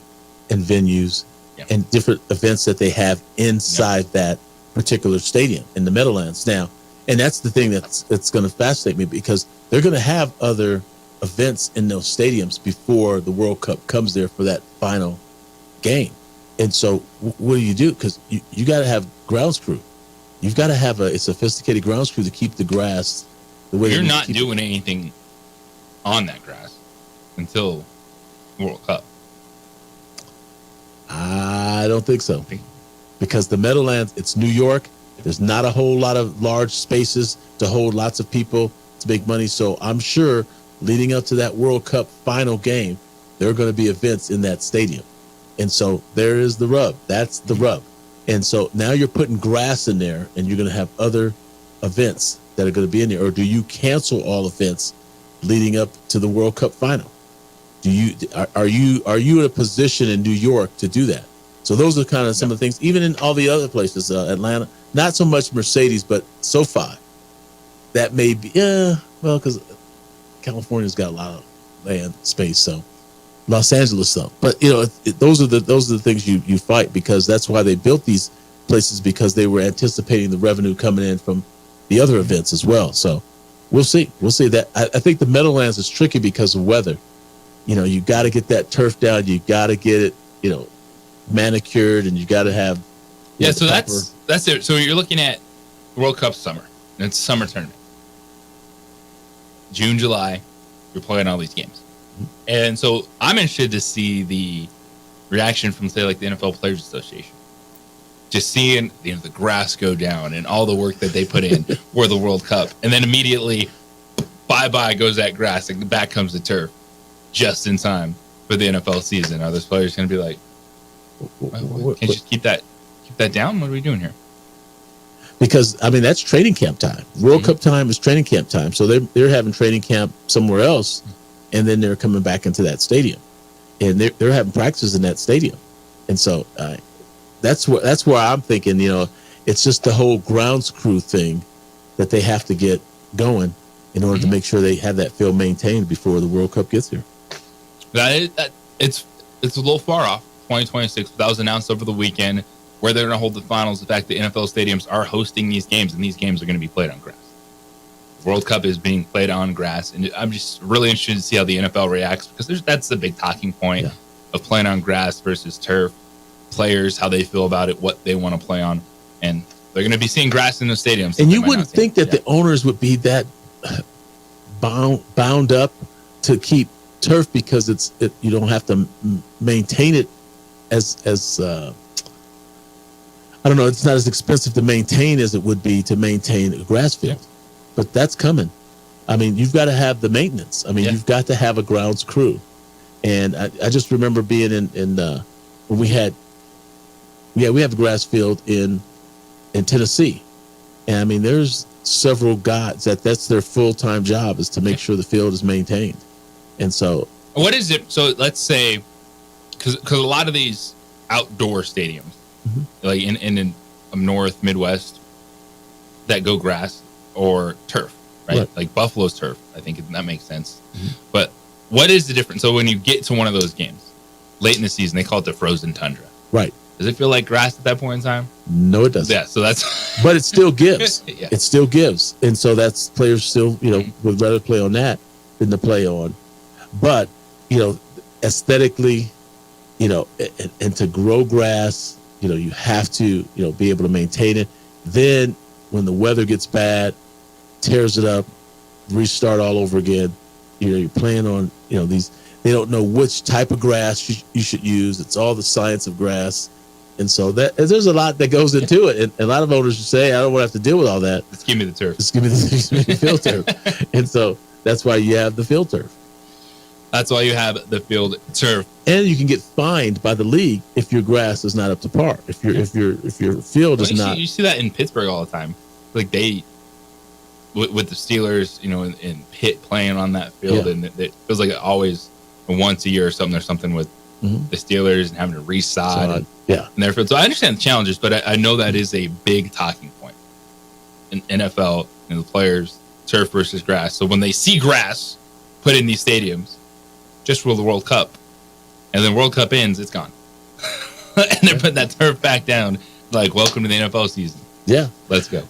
But I don't think, I think they'll keep it for a season just to see how it goes. That would be, to have the trial run. Yeah. Well, you put it down. Yeah. They're going to keep it down. I think they'll keep it down during the regular season. Good point.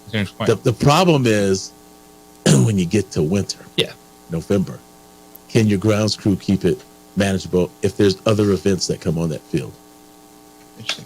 It's one of those storylines that it's going to be bigger than you realize because of the way players talk about it, the way we've seen players injured on turf, that when they see it laid down on the field, and then if they see it taken up, like, well, why? Like, just keep it there. And what you just said is really interesting. If you're going to put it down for the World Cup, why not leave it for a year and see what happens in these stadiums? Like, in some of them too, it's figuring out how to manage it for that long. If you don't have the retractable field built in, like some of the new stadiums do, to roll it outside so you can get the sun and water and roll it back in. But it's one of those things. It will be a talking point because when we watch the World Cup in the United States, they're going to be playing on grass inside NFL stadiums. Ned James, DC, JJ Buck with you. It is the opening drive here on 95.9 FM, AM 610, the Sports Animal. This is Boomer Science with the CBS Sports Minute. We would like to thank the following sponsors for making this broadcast possible.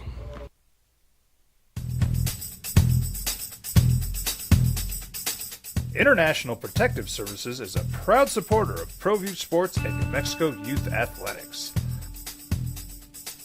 IPS provides residential and commercial security services in the Albuquerque metro area.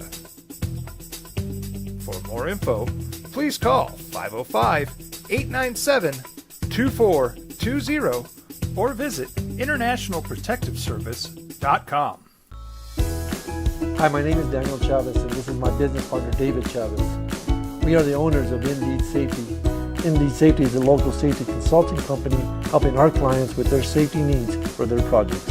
One of the things we pride ourselves as a construction safety company is helping our men and women in construction get home safe every day to their families. Indeed Safety is a proud supporter of ProView Network.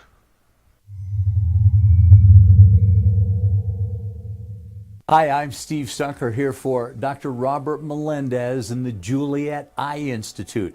You may remember me like this, but no more. The glasses are gone. I tossed them months ago because of a brand new procedure from Dr. Melendez known as RLE, Refractive Lens Exchange. The latest technology, the best eyesight I've ever had in my life, and you can check it out by clicking on the link in the description right here.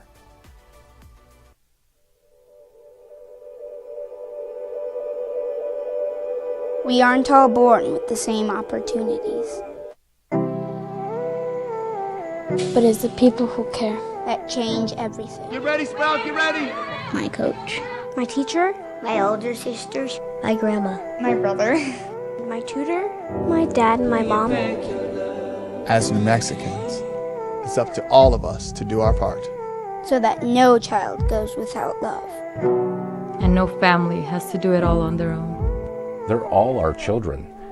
Every single person is called to make a difference in the life of a child. It's up to all of us to do our part. To pull together. Pull together. Pull together. To make New Mexico the best place to be a kid.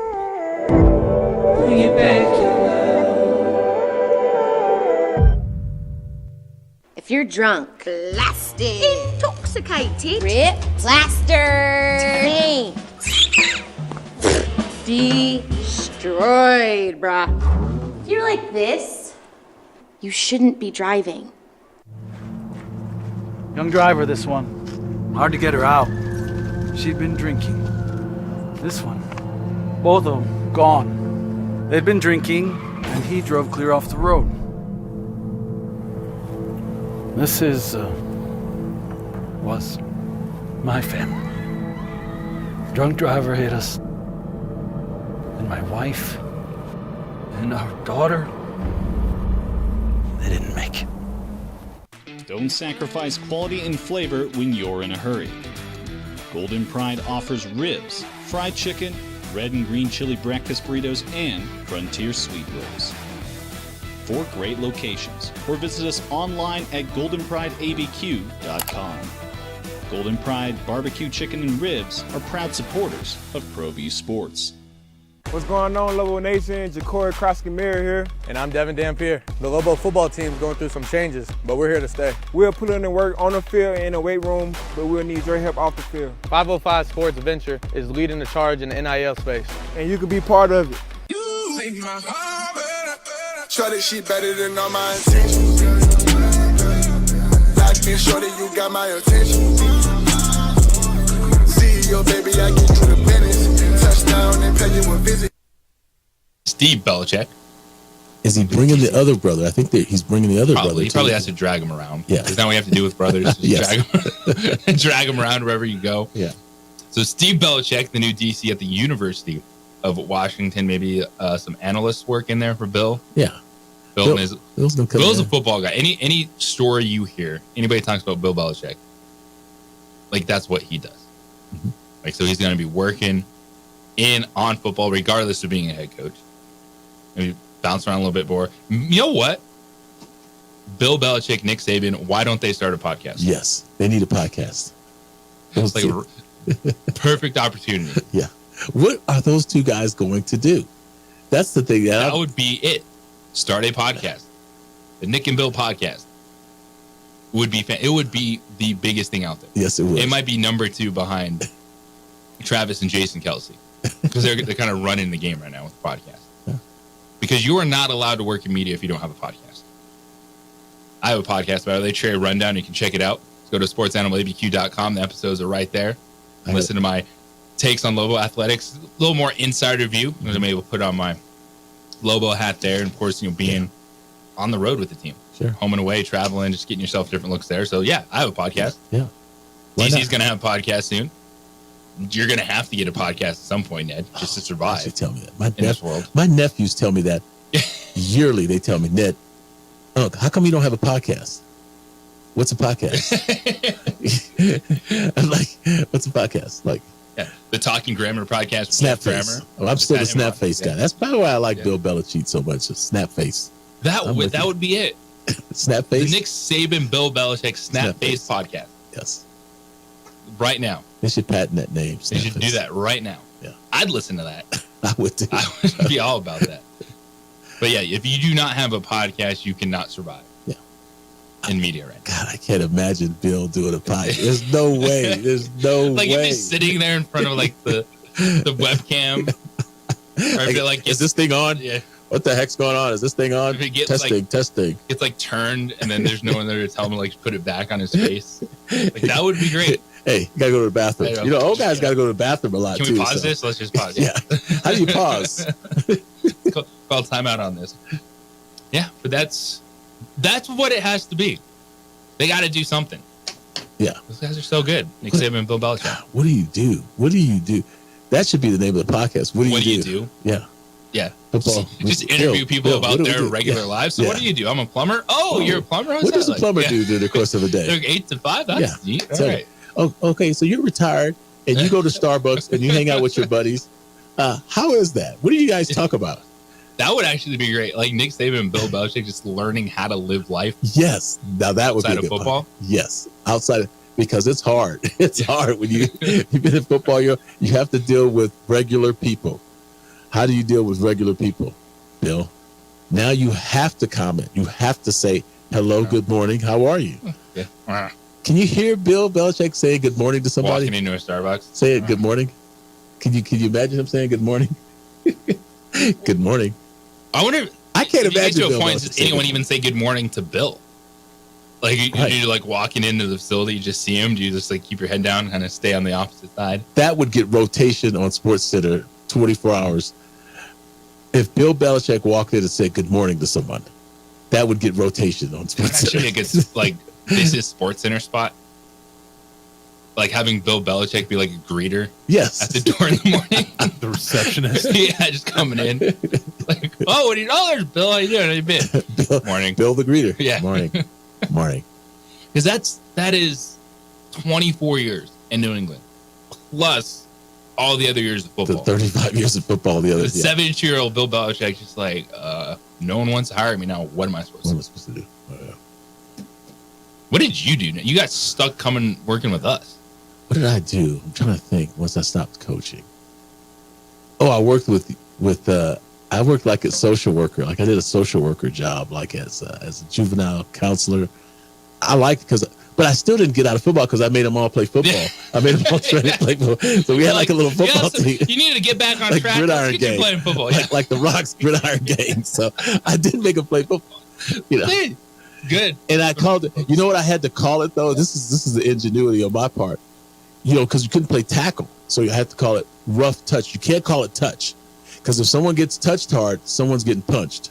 So I had to change the rules to call it rough touch, so the kids understood you get touched, and it may be a little rough, but it's still touch. It's not tackle. So the kids would, you have to play touch football. It was in the backyard. They were in a boys' home, so I had to go check on guys in the boys' home. But I organized the football team. Okay, you can play this position. You play. Building your football team. Yeah, build my football. That's great. It was good. You're helping the kids. You're helping the youth. That's what you want. Give them some direction. Yeah, even though most of the kids thought they were a lot better than what they were, and I said, hey, this is what happens. Even pro guys are like, you guys are. Some guys think they're better than what they are. I love that. Yeah. So, what do you do life after football as? And who's in that mix? I haven't talked about Pete Carroll. Yeah, we mentioned him a little bit. Because Seattle pretty much prevented him from getting another job, moving him to an advisory role. That's a story I do want to know more about. Was Seattle just kind of holding Pete Carroll hostage, or like, we don't want you to be our head coach anymore, but we're not going to let you go interview somewhere else? Because Pete Carroll was all in at the end of the season. He's like, I'm hungry, I'm coming back and coach this team, and they're like, no, thank you. And that is, to your point, they just went younger. Right. They went with defense coordinator from Baltimore. And when you're older, it's interesting because when I talk to older, like I was talking to Rocky, because you're in your 70s, because he was admiring how Pete, moved up and down the sidelines. He's going, boy, that guy, he moves good for a 70, and you don't realize it. And I was a younger coach when I coached with Rocky, and so when I heard Rocky say he was 70, I was like, my knees started aching right away, because it was like, man, I used to play noontime basketball with him. But when you're older, as you get older, you see that, hey, you still have a lot left, but younger people don't see it that way. So, you have to, I think Pete Carroll is kind of balancing that with, what his next step is. And I don't think it's just going up into the front office and, kind of. I don't think it will be, but it was a really interesting hiring cycle in the NFL. When you look at the 7 jobs that were open with New England, that was one they just kind of slid over, Gerard Mayo. But it was young guys. It was outside of Dan Quinn. There was pretty much a youth movement. And Harbaugh though is Harbaugh's my age, so don't call him old. Harbaugh is an experienced there you go coach with what he's done in the NFL and college. But Raheem Morris, Dave Canales, Pierce, Brian Callahan. No, those are quote unquote younger coaches in the league. But what I really am fascinated again is that 5 of the 7 are defensive guys, and that's kind of bucks the trend that we saw when everyone was trying to chase that next Sean McVay, Kyle Shanahan, have a young offensive mind, and franchises went with these guys. Yeah, I mean, you got to play defense too. So I mean, so people are probably saying, hey, and when you're interviewing candidates, you want a candidate who can really put together a whole team. It's not so much just whether it's just offense or it's just defense. It's just someone who can kind of bring an entire team together. And I think these guys probably, passed that test when they got interviewed. What? So, I just love Jim Harbaugh and Justin Herbert. I think that is going to work. So if you take that out, because Jim Harbaugh has a track record, has the experience of being a really good NFL coach, are there any that intrigue you, like the matchups? Because the one we do see that's kind of young, off Brian Callahan going with Will Levis in Tennessee, which is 180. I think that was I think that was an overreach, but that's just me. I'm interested in seeing what Dan Quinn does in Washington, because he's an experienced coach. He's done it before. He's been a head coach before. And that's one of those hires defensive coordinator. That was interesting, because isn't that kind of what they had with Ron Rivera? I don't know if Rivera was as good defensively as Dan Quinn has been. I don't know. Maybe he was. I don't know. And Rivera looks like he may be interviewing for a defensive coordinator job somewhere. But I'm curious to see how Quinn does. And he's got Kingsbury there. Not really a big fan of Kingsbury, but we'll see. Out of the other hires, I know Raheem, he'll do a good job. They'll have a lot of energy. They'll fly around in Atlanta. There's not really anybody else, really. Yeah. I'm curious to see what Greg Roman does with Harbaugh with Herbert. Well, because he's an RPO guy. He had Kaepernick and he had Lamar Jackson, and that was all that RPO run stuff. Not the same with Justin Herbert. You're playing from the pocket. You're playing with a stiff. You can't really do those things that you did with those two guys. So is Greg Roman really that good as an offensive coordinator without the RPO quarterbacks? We're going to see. Yeah, and with it too, the Chargers, they have a lot of work to do. They have an older roster. They do have a lot of money invested. Whether it's Keenan Allen, Khalil Mack, Austin Eckler's going to hit free agency, so kind of playing some of those cap gymnastics to get back on track. Because you bring in Jim Harbaugh, and that dude mentions, "Hey, I'm here to win multiple championships." Like, the expectations, it's coming right in and it's picking up. If Andy Reid retires what people are speculating, then it's wide open. In the AFC West. Always appreciate the time from Ned James. Appreciate you. Thanks for having me, guys. Thanks for coming back. DC, thanks for hanging in there. Appreciate you this morning, Adrian, on ProView Networks. Looks good as it does every single day. Jim Rome comes up next. Colin Cowherd at 1 o'clock. The boys with 2 Men On will join you at 4, and we are back tomorrow. And I did get the text. It looks like Simbietta's found a flight. Jeff Simbietta back on the OD tomorrow morning.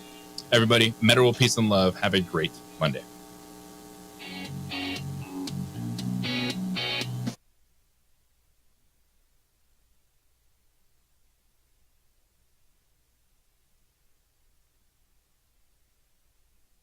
We would like to thank the following sponsors for making this broadcast possible.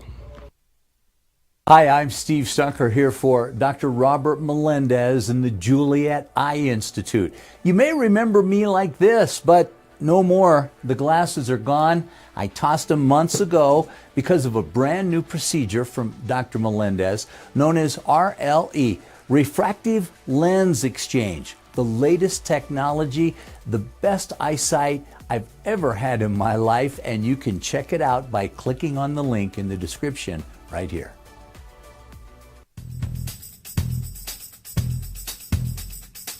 International Protective Services is a proud supporter of ProView Sports and New Mexico Youth Athletics. IPS provides residential and commercial security services in the Albuquerque metro area. For more info, please call 505-897-2420 or visit internationalprotectiveservice.com. If you're drunk, blasted, intoxicated, ripped, plastered, taint, destroyed, bruh. If you're like this, you shouldn't be driving. Albuquerque's leader in sports is ProView. From pros to prep, all your favorite action.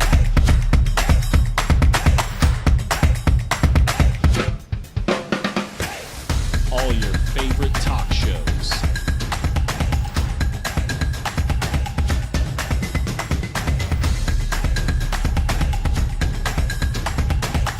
Find it on ProView Networks.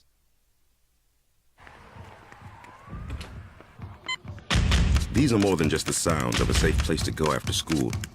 These are the sounds of interest being ignited and of mentors making an impact. At Boys and Girls Clubs, we don't do just one thing. We do whatever it takes to meet the needs of every kid who comes through those doors.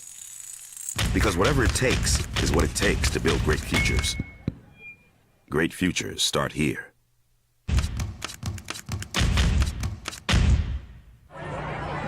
Hey, look! It's Dwight Goodman! Boom! This place is hot. Let's see if anyone needs my help. How about I drive you madman home, huh? I got this, Dwight. I'm the designated driver. Boom. Sweet. Does anyone need Dwight's help getting home tonight? No thanks, Romeo. I've got a taxi all lined up. Drive safe, Dwight. Boom! Boom!